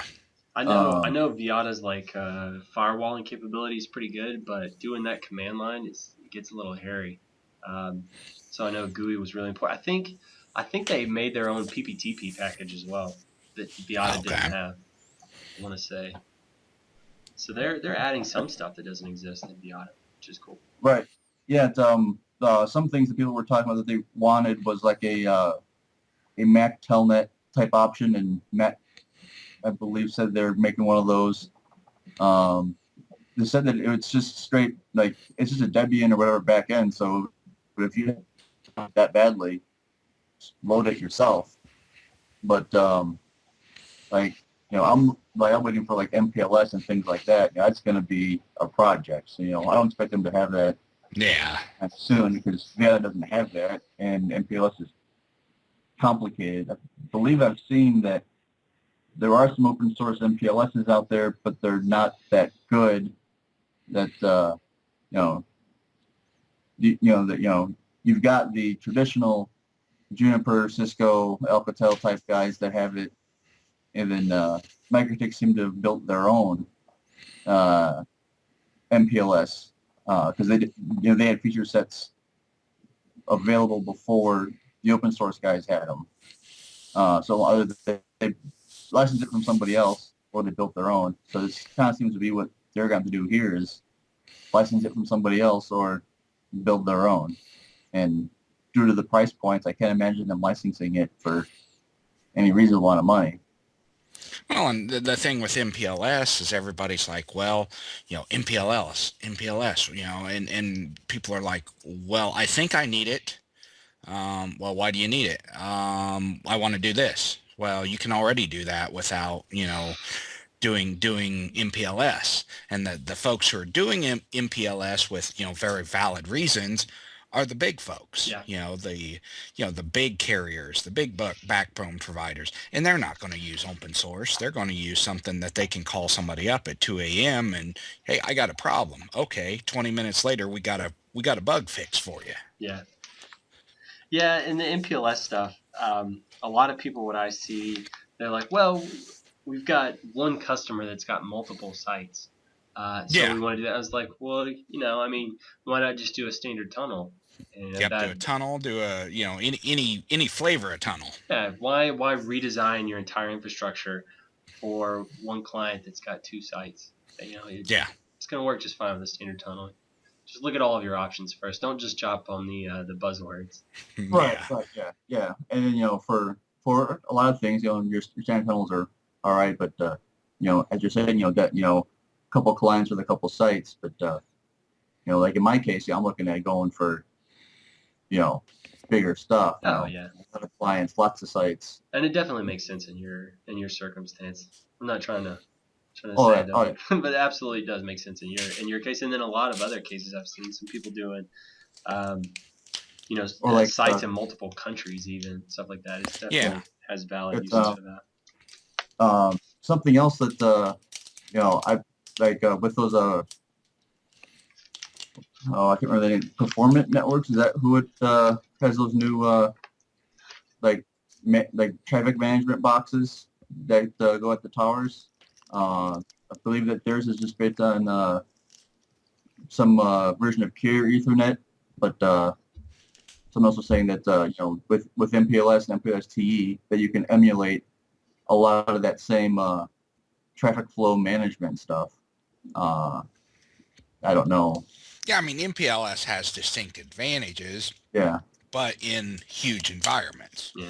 You know, like if Hey, you're, like your you know, standard like WISP that's not that has a bridge network is probably not going to be needing MPLS anytime soon because they're not they obviously don't have that level of demand to create that. Yeah. I mean, I'm still dealing with, I got 3 calls today. Hey, I got a bridge network. I know I need to go to routed. What do I do? And, these are, you know, very good running networks. And they're just, they're not going to need MPLS. Right. Yeah. Yeah. It's if you're residential focused, if you're not, like in former guy just talked about, you've got multiple links to the same destination with multiple different bands, adapting to which, good link conditions, bad link conditions, if you're not to the point where we need to worry about that kind of stuff, if you have a 50 or 100 meg service to your whole network, you don't need to worry about balancing multiple rockets because a single rocket can carry your whole network anyway. Yeah. That's like I deal with some people sometimes that say, well, we want to put in all gigabit switches. And I say, okay, well, what do you guys do? And like, well, we have everything hosted out in the cloud. We use Google Docs for everything. Well, what's your internet connection? We got 20 megs. It's like, what do you need a gigabit for? Just curious. So it's kind of, it's one of those things. A little bit of overkill. Don't buy into the hype. We should do a podcast on like the performant networks and all the the whiz bang gadgets, the stuff that is the add-on that does it really work, does it, if you add this in, what's it supposed to do? That'd be cool. Maybe we can convince those guys to give you stuff to actually install. Yeah, give us some stuff to test with, and because I know there's several products that like the performant networks things. There's several other optimization type of drop-in boxes, all that sort of thing. Justin would be happy to torture his clients. Yes. Yes. If Greg knows, I'll if Jessica's listening, I'll send them all to her and stress her out some more. Oh golly. Oh man, let's not even talk about that right now. I don't even want to think about that stressful situation. But so one other thing I noticed that they announced was their Air Gateway, and I think they demoed those in like 2012 somewhere. Yeah, they've the Chicago one. They were talking about those there. I think it's a pretty neat project or product, but it goes back to how close to the customer do you want to be as far as supporting something. Yeah. Because it moves. Because normally, I mean, you stop at the jack, the PoE. As soon as it leaves, that's your. So the Air Gateway is basically a little brick that snaps into the PoE that just runs a little lightweight access point so that they can use for in-home wireless. And so I guess it extends your responsibility beyond the jack through their access point. At that point, I would imagine. I mean, I can see the good and the bad. You can see what the customer sees. I mean, I haven't used one, so I assume you can get into it and run utilities, ping, maybe some kind of, bandwidth test, something, so you can see that. But, you also, customer's going to probably go out and buy a router. Yeah. Especially your gamers, your techie people, they're going to want to mess with their own stuff. So, you have to be selective about it, but then when you get selective about it, okay, we got a, kind of a hodgepodge of stuff out there. Mm. So, that reminds me, it kind of makes me think of, I think it's Comcast, this new thing Comcast is doing. So they're installing these like Infinity modem things that have, wireless built in. And so you can subscribe to like this Xfinity service. And so whenever you're traveling, if you happen to be near somebody's house or somebody's residence or apartment that has that, they'll be broadcasting a secondary SSID off of there just for roaming clients. You can connect to that guy's. So it basically turns it into like a giant hotspot network, just all over the place. So I think it's at least in concept, at least in theory, it's interesting, is it not? It's interesting. I don't want, the Unabomber sitting outside my house using my Comcast connection because he's, on a cross-country murdering rampage and needs to check his email.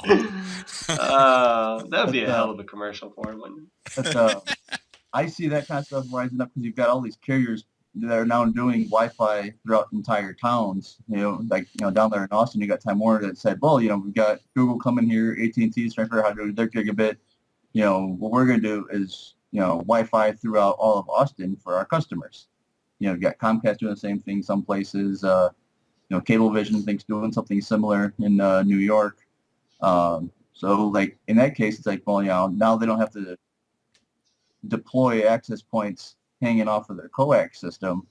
They just, build it into the modem. Mm-hmm. And I would imagine that they have it on a second like a second service, so it's not using your IP. Right. Because then that is a valid complaint. Then someone come over and download kiddie porn on your.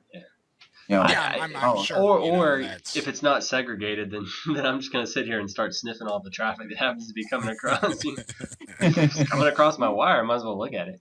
But yeah, that absolutely makes sense. But I think that is like such a cool idea to leverage that infrastructure. Obviously, it's going to take a while to get all those things swapped out, but still, kind of the possibilities that it opens up, I think, are pretty neat. And I think part of it too is they're looking at possibly to monetize that for the cellular operators. With a lot of this Hotspot 2.0, some of these other, I think I saw a site called Bandwidth X, I think it was, where their whole thing was kind of on an on-demand basis. Wi-Fi providers, obviously, I mean people like Boingo and I can't think of anybody else right now, but those kinds of guys can set rates. I think based upon time and location. What it costs to use their Wi-Fi, and then the cellular guys have their own formula for if they need to use the Wi-Fi or not.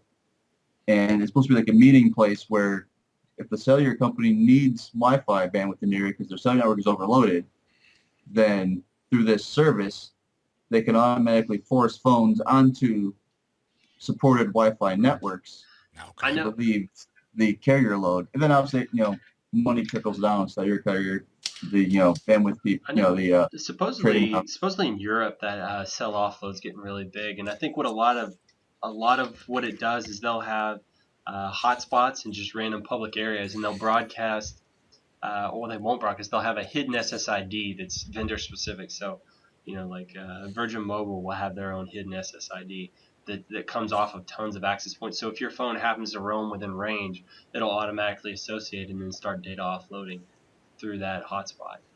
So there's just such a huge disbursement of them. And I guess, so if, if you happen to move 5, gigabytes of traffic for Virgin Mobile this month, then they send you X amount of money or whatever for doing that offload service. So I think it's pretty cool. I don't know why we don't. Maybe we just. I don't know. Why wouldn't we do it here? I have no idea why we don't do it here. I think it's just starting to be like an up and coming thing. Like the cellular guys, I think, didn't want to do anything. Didn't want to involve anybody else. Just wanted to keep all the money themselves.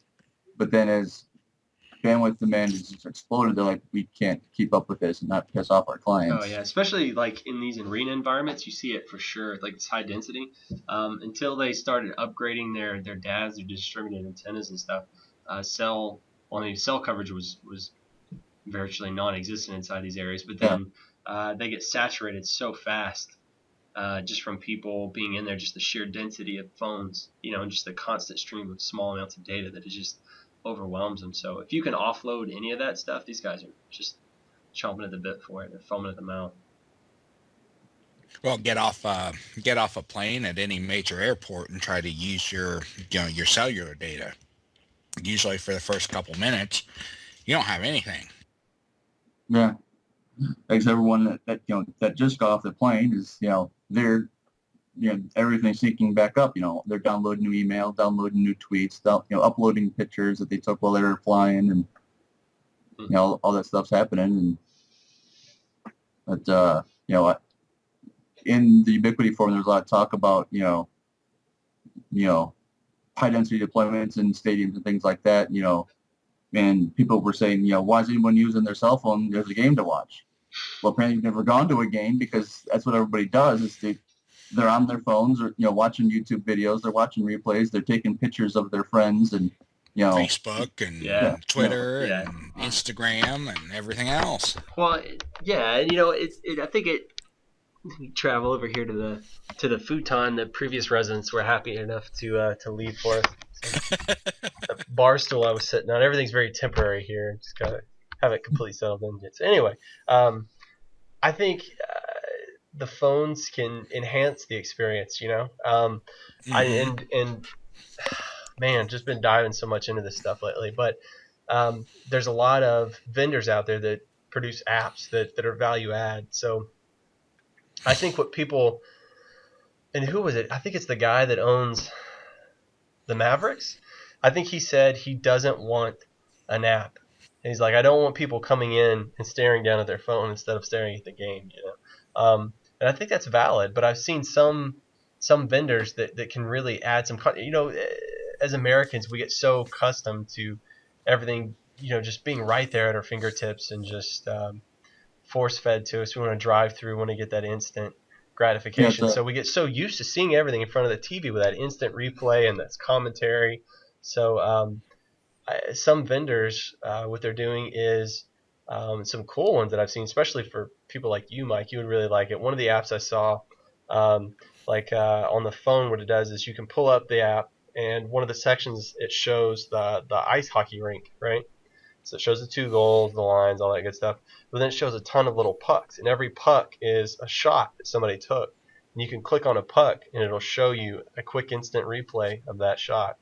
Then there'll be one that's like a G, and that's a goal. You can click on it and see the goal. So what their systems do is it constantly records video, and then whenever they get, they subscribe to like a feed from the NHL. So anytime there's a goal, the NHL sends out this feed saying there's a goal by this team, and so they know which side the team's on. So the system automatically pulls that, goes from that timestamp, goes back about 15 seconds to see the lead up to the score, and then instantly makes that available for people to replay on their phone. So if you're watching the game, you can just look down and then click and then see that instant replay really fast. So it's just so cool. And then be able to, you see a guy up there shooting, and you see this guy's, he's shooting free throws, for a foul.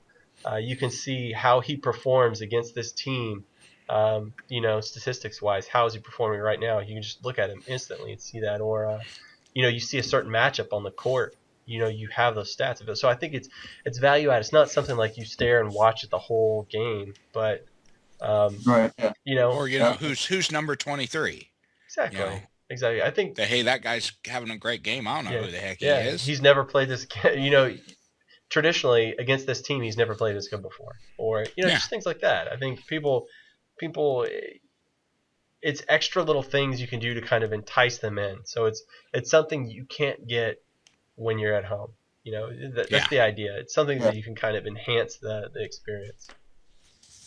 But yeah, like those announcers are saying these random, I think usually useless facts for a reason.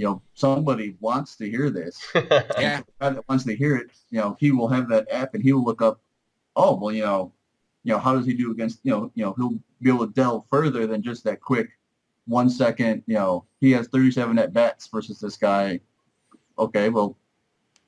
Yeah, I mean, baseball is a great example there. Yeah, he's the first left-handed, 35-year-old, from Pittsburgh that's done this. They get that crazy in their stats.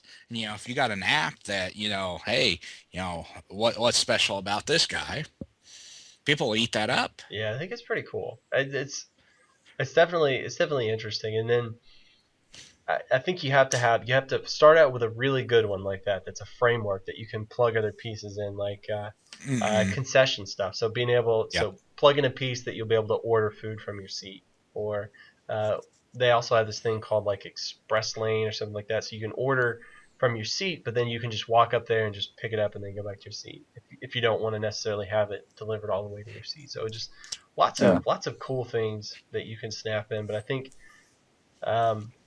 obviously the underlying infrastructure has to be there. The wireless has to be good and solid. Yeah. I think to do the stream and video stuff, you need somewhere between 300 and 500K for a connection.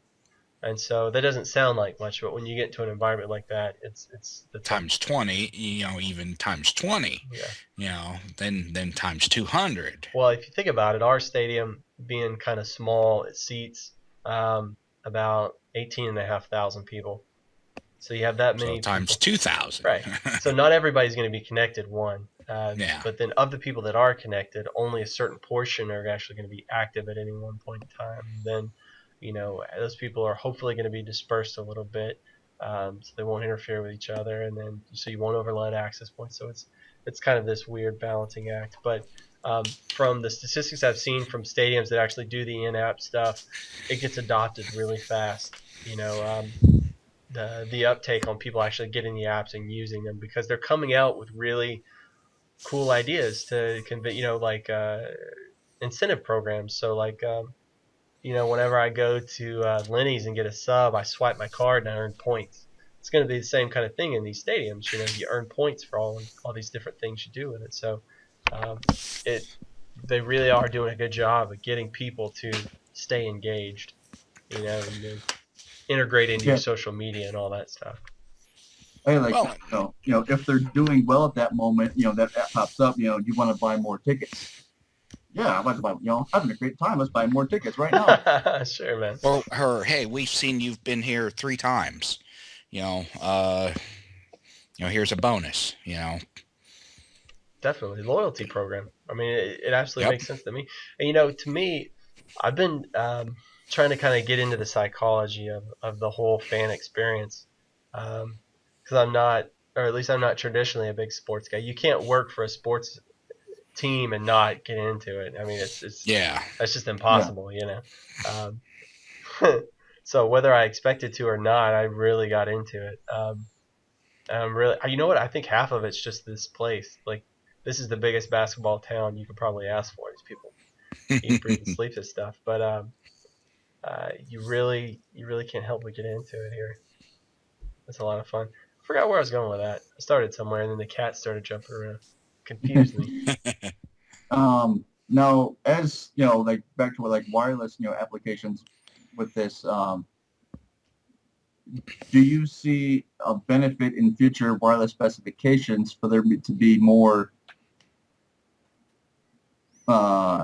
control by the network of the wireless device? Oh, so instead of letting the client make so many decisions? Well, I mean, not only like what access point they're talking to, but also their transmit power. Everybody's talking full blast all the time. Mm-hmm. How much of benefit do you see? Earlier you said, sometimes louder is better, but how much benefit do you see in being able to tell the client, talk to this access point at this many dB, do this, do that, this IP's overloaded, you switch to this one. I know a lot of the hosted or, higher end managed systems, the AP can suggest to the client do these things, but the client ultimately still does whatever it wants. Mm-hmm. As far as I understand. I've seen some vendors that have a high density wireless product that is just a radical departure from normal environments, and they have kind of some tricks that they use to sort of mitigate some of those things. So like choosing which access point you connect to. I saw a manufacturer that basically has a switch, and that switch is actually a controller, and then all of the access points you plug in are really just radios, if you want to look at that. It's an extension of the whole. So whenever you when they beacon out, and then you answer that beacon with a probe, they'll actually see you answer on all of those access points, and it'll figure out which one you have the best signal at, and that access point's the one that responds. And Okay. so you're just going to the one it chooses. Now, it still doesn't have any control over your signal level. You know, you're going to do kind of whatever you want, but it can control which access point you're actually communicating with, which is interesting. So really all you have to have is between your access points in an area, all you have to have is some collaboration between those. You know, if there was, even with like Unifi, in theory, if on that initial session establishment, if all of the access points would just send back to the Unifi controller, hey, this was the probe, this was my signal level, and then, you know, he waits some determinate amount of time before it responds. You know, it could be, I don't know, 40 milliseconds, 50 milliseconds, something like that. And then just report back to whichever one had the best signal, then that access point could answer you from then on, and then you would be locked onto that one. I mean, it would work in the same fashion. Yeah, you know, and I think that's kind of how their new zero handoff stuff works. You know, that BSSID or whatever it is travels from one AP to the other depending upon what it thinks is the best one to talk to. Yeah, from what I understand, it's the same BSSID, and it's the same channel. So yeah, there's no physical switch. Right. It doesn't have to say, hey, I need to switch to another channel. Yeah, so the handoff's a lot more seamless in that way. I'm not really sure mechanically, like, you know, on the back end, how they get all that stuff working, but it does sound interesting. Everybody's kind of got their own little tricks for that stuff. But then again, yeah, if your client doesn't really feel like handing off from one AP to the other, you probably got problems. But it seems like, I think Ubiquiti has mitigated that somehow. But again, you have to be on the same channel, like everything is the same channel. That doesn't really, for my application here, at least in this environment, that doesn't really work. Although there are some vendors that do single channel deployments, like even in big environments. So it's interesting. Yeah, like the cellular networks are, they're a complete, control environment. They tell you what to do. As far as I'm aware, you do this, you do that. Okay. Yeah. And they seem to work pretty well with, high speed handoffs and roaming and. Well, I mean, I guess it would be whatever the next generation protocol is. If they want to put that much intelligence into it, which let's hope they do. Yeah, I would, I'd like to see more of these things where it's like, this has always been a problem. Well, why not just build it into the damn protocol? Yeah. Stop trying to figure out how to circumvent these problems. We've had N and AC both come out now after we've started having these problems, and yet no one's thought, let's get this in there. It seems like it would be pretty standard. Like the access point would see your signal level and say, hey, can you go louder? Hey, can you be quieter? Yeah. It doesn't seem like it would be too difficult for it to keep track of that. Must be harder than we realized, or otherwise it'd be done. Yeah. Yeah, I guess so. I wonder, I guess they're using Wi-Fi chips, right? That do all the offload, so that it's not like they're not having to do that in software, right? It's just standard Wi-Fi, as far as I'm aware. So it's all hardware based. So it's not like the phone takes a hit for it. Yeah. So I don't know. I don't know why they wouldn't do that. I don't know. Get on it, Mike. Yeah. I'm gonna join the IEEE tomorrow. And speaking of, have you decided to make a run at the board yet or not? I have not made any such decision. Probably haven't had time to think about the decision, so maybe that's my my indicator. Oh, well, hello to your friend there. It wouldn't be the internet without a cat. Yeah. But I haven't made any decisions, but maybe the fact that I don't have time to make the decision is maybe an indicator that maybe I shouldn't. You never know. Yeah, just hear these you guys talk about spending 10, 15 hours a week on this stuff. I'm like, I don't have 15 hours a week to do anything. Yeah. So where am I going to put this? But they all seem like the guys that have, same situation, and they seem to get by. So Yeah, I mean, I think everybody recognizes that, the board is a volunteer thing and, okay, yeah, you got to dedicate some time, but, you know, it's not like they expect that it's now your life. Yeah. I think it would be cool. I think you probably get a free shirt. I think you should go for it. Get some nice rooms. Yeah. Vegas. There you go. Yeah, you're gonna be there anyway. You might as well be on the board while you're doing it. High roller. Get in a limo. There we go. Get the 5-star treatment. Speaking of, I think I'm gonna try and go this year. Hopefully I can score a free entry from somebody. I'm willing to bet somebody will get me in free. If I ask enough people. Bet so. if I beg enough people, I'm sure somebody will let me. Well, I bet some people are going to be platinum sponsors and everything else. So, that's always a handy thing. That'd be nice. It'd be nice to do a little networking. Get out there and meet some people, talk to some people. I'm desperately trying to get in touch with some of the other IT guys at the other franchises. It seems it's kind of an interesting environment. These guys share ideas really well, unless it has to do with basketball itself. Then they're very secretive. But if you're selling hot dogs in a really neat way, they're really happy to tell you how they're doing it and all that stuff. And I'm pretty sure the IT is going to be fairly similar. There's one particular guy I've been trying to get a hold of, and he's just slippery. I can't get a hold of him. So I think I got introduced to the guy who runs the Mavs IT department and stuff like that. He seems like a pretty cool guy. Probably try and grab a hold of some more of the other guys, see if I can't get something going with them. Never hurts to get a little collaborative effort going. Yeah. Yeah. Well, I'm sure that if the Bulls or the Pacers need any assistance, a couple guys that might be able to. The Bulls are dead to me because they're Aruba. I'm pretty sure they're Aruba anyway. And the Pacers, those guys, I know who those guys are, and they're dead to me too. You're dead to me, Pacers. Nah. I mean, I would be more than happy to talk to anybody. I definitely want to, because I the other side of the coin, I want to be able to help people too. I want to be a resource for them. So It's something that's on a fairly unrelated topic here. The past few days, I've been trying to figure out if anybody makes sector antennas that have ability for multiple radios to be attached. And I have had some vendors respond. IT Elite actually came back and said, well, they come back and said, well, tell us what you want. We've had some other people ask for this kind of stuff.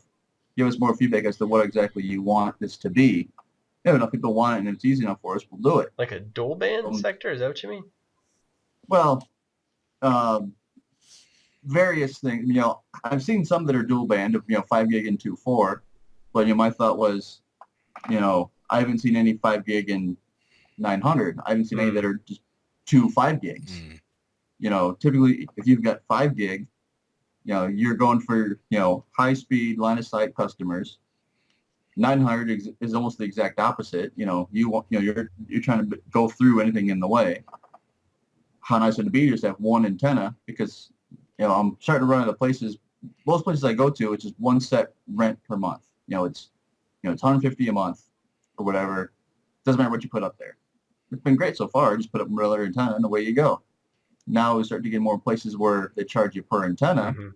Yeah. But you got to think a little more. Well, how am I going to plan this out to make the most, best use of what I put up there? Well, if you put up one antenna that takes 2 radios, still just one antenna. But some areas I'm looking at for the business clients, to really compete on the business broadband side, I need to be able to throw a lot of bandwidth out there. Well, the way to do that is if you have a lot of radios, and then therefore a lot of antennas. IT Elite actually came back to me today. I don't have any information on the on the antenna yet, they said that their Poland division actually has one antenna, or well, one device that has two completely separate 5 gigahertz, radiation elements in there that are both dual band. It's got 4 end connectors on it, so you can put 2 5 gig radios on it. They told me it's 156 is the MSRP. Interesting. I'm like, I was expecting $500 or something like that. Yeah, I mean that's more, but 156. That's the price of a normal sector. But so I'm thinking, obviously if you got 2 radios that close, there's going to be a lot of interference between them just from being physically that close. So you have to use a sync system to help mitigate some of that. Yeah, I was thinking you're gonna get adjacent channel interference unless your frequencies are really far apart. But still, yeah, just the sheer strength of the other radio Right. being that close. Yeah. Yeah. Now if they have a product in shipping, obviously people are using it somewhere somehow. Mm-hmm. But my thought was, okay, they've obviously done some engineering work already to solve some of these problems, I would hope. But if you had a sync system, whether there is a titanium GPS or canopy or or the new memory link CTI stuff or whatever, they're both transmitting at the same time. You can put them much more close together because the APs will never interfere with each other. So that's I guess that could be a good way to get more bandwidth to a certain area with a single antenna, something like that. It's interesting. But some people told me impossible, can't be done without spending big bucks on channel filters and all these other complicated things. And a few said, interesting, tell us more. But now IT Elite said, we got it. So, but they said, because some were asking, well, how many would you want to buy? But now they have it, like, it doesn't matter how many you buy, just you already make it. So. Yeah, it's interesting. I wonder if they have anybody that's already using it there to let you talk to. Yeah, I just got the email today, and if they're having to coordinate with Poland, well, then they're probably already asleep when I got it. So yeah. I mean, they've got to have some references that you could talk to. Yeah. But I mean, it sounds, like if you're really trying to get a lot of capacity into a given area, you put more radios on the same number of antennas. You don't got big tower rent. Because my thought was, if my rent doubles or triples because I have that many more antennas on there, I'd rather just go on double or triple the number of towers to service that same area to get more angles, different different vantage points. I'd rather have that, but if I can keep that tower rent down. And, Sure. And then having something with 900 would be nice too, or 365 for those clients that have a tree in the way and you can't really get to them at a good signal on 5 gig. Then you can have kind of a failover again without having to spend more money on rent. 900 and anything, man, that's going to be a huge antenna. You should do 900 and a 2.4 just to see how long you can make it. I don't know. It's being on the cellular towers. Most of them have 700, 800, 900 in them, and they're a good size. Yeah. Bigger than most of the WISP antennas I see, even the 900 ones, because they're typically higher gain. Yet all the ones that Sprint's deployed recently can do 800, 1900, and 2500, all in the same same enclosure for all 3 bands. That's cool. So I know with enough money you can get it. Oh, for sure. Anything's possible if you pay enough. All right, man. It is the middle of the night, and I'm about to fall over. Yeah. Yes. So let's see. What do you have coming up in the next week or so, Justin? I gotta go finish an air fiber installation. We installed some air fibers in southern Indiana, just didn't get them aligned. So I got to go back, and we basically ran out of time, and it was 100 degrees out and all that good stuff. So let's see, I got that coming up. Got to do that, and more bridged to routed. Sounds fun. But I don't miss yep. having to do those jobs. I don't mind, because it's, you know, it's pretty cookie cutter at this point. You know, and that makes it good for the client, because, you know, the time's already been invested. So it's okay. Let's customize it for you. Very cool. All right, Mike, what do you got coming up in the next week? Well, hopefully a lot more on that antenna from IT Elite. You know, get some more stuff nailed down with there. And I've got a couple new clients that I'm trying to bring online. That one is I'm a tenant of theirs. They have a bunch of buildings, and I think they're finally coming around to doing things my way instead of what they want to do. And you just have to scope out some line of sight for a few links there, and yeah, that's where I get my fiber feed currently is out of there, and kind of changing some things out. Hopefully bringing on another $2 or $3 grand a month. That'd be nice. Very nice. Great. For doing whatever you do. Just get paid for it. That's good, man. That's good. Let's see, what do I have going? I came up with kind of an idea, since I'm doing this underfloor stuff. They have a big section of retractable seating, so I came up with kind of an interesting sort of mount for the radio, so that when they retract the seating, it doesn't crush it, stuff like that. We'll see. Okay. We'll see what happens with That'd that. be a good thing. And then That's kind of probably just more of the school stuff. I think it's about to start getting really hot and heavy with those. I'm probably going to be, I don't know. Because you really think about it, the 1st of July, there's what, you know, a month and a half before school really starts. Yeah. And so I think for the kind of the lower area in the arena, I figured out what I want to do with that, and I've done plenty of scans, so I think I got it pretty close to nail down how I want everything, and it's relatively modular down there, so it's not so bad. But then I'm really going to start testing the upper stuff this week. Probably tomorrow I'll start testing kind of the middle section, and then the very highest. Those are going to be a pain in the butt, I think, just because you can't get to everything nearly as easily, but it'll come together. Cool. All right, man. Well, Mike, it's good having you, brother. I was expecting some more rhetoric. I think what we really need to do is get you and Tom on the same call, and just put the gloves on and ring the bell. Yeah, we'll just sit back and we'll have a little scorecard. And just let it. That'd be interesting. Yeah. Just let it go. And as always, Justin, man, it's always good talking to you, brother. And it was good having Andrew on here earlier, even though he's gone. Yep. He was nice enough to sacrifice his lunch to talk to us.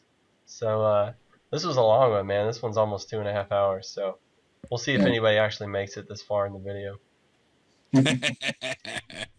But to everybody out there, thanks. And keep the comments coming. Keep subscribing to our Facebook. Give us ideas. Subscribing to the RSS. And thanks. All right. Cool.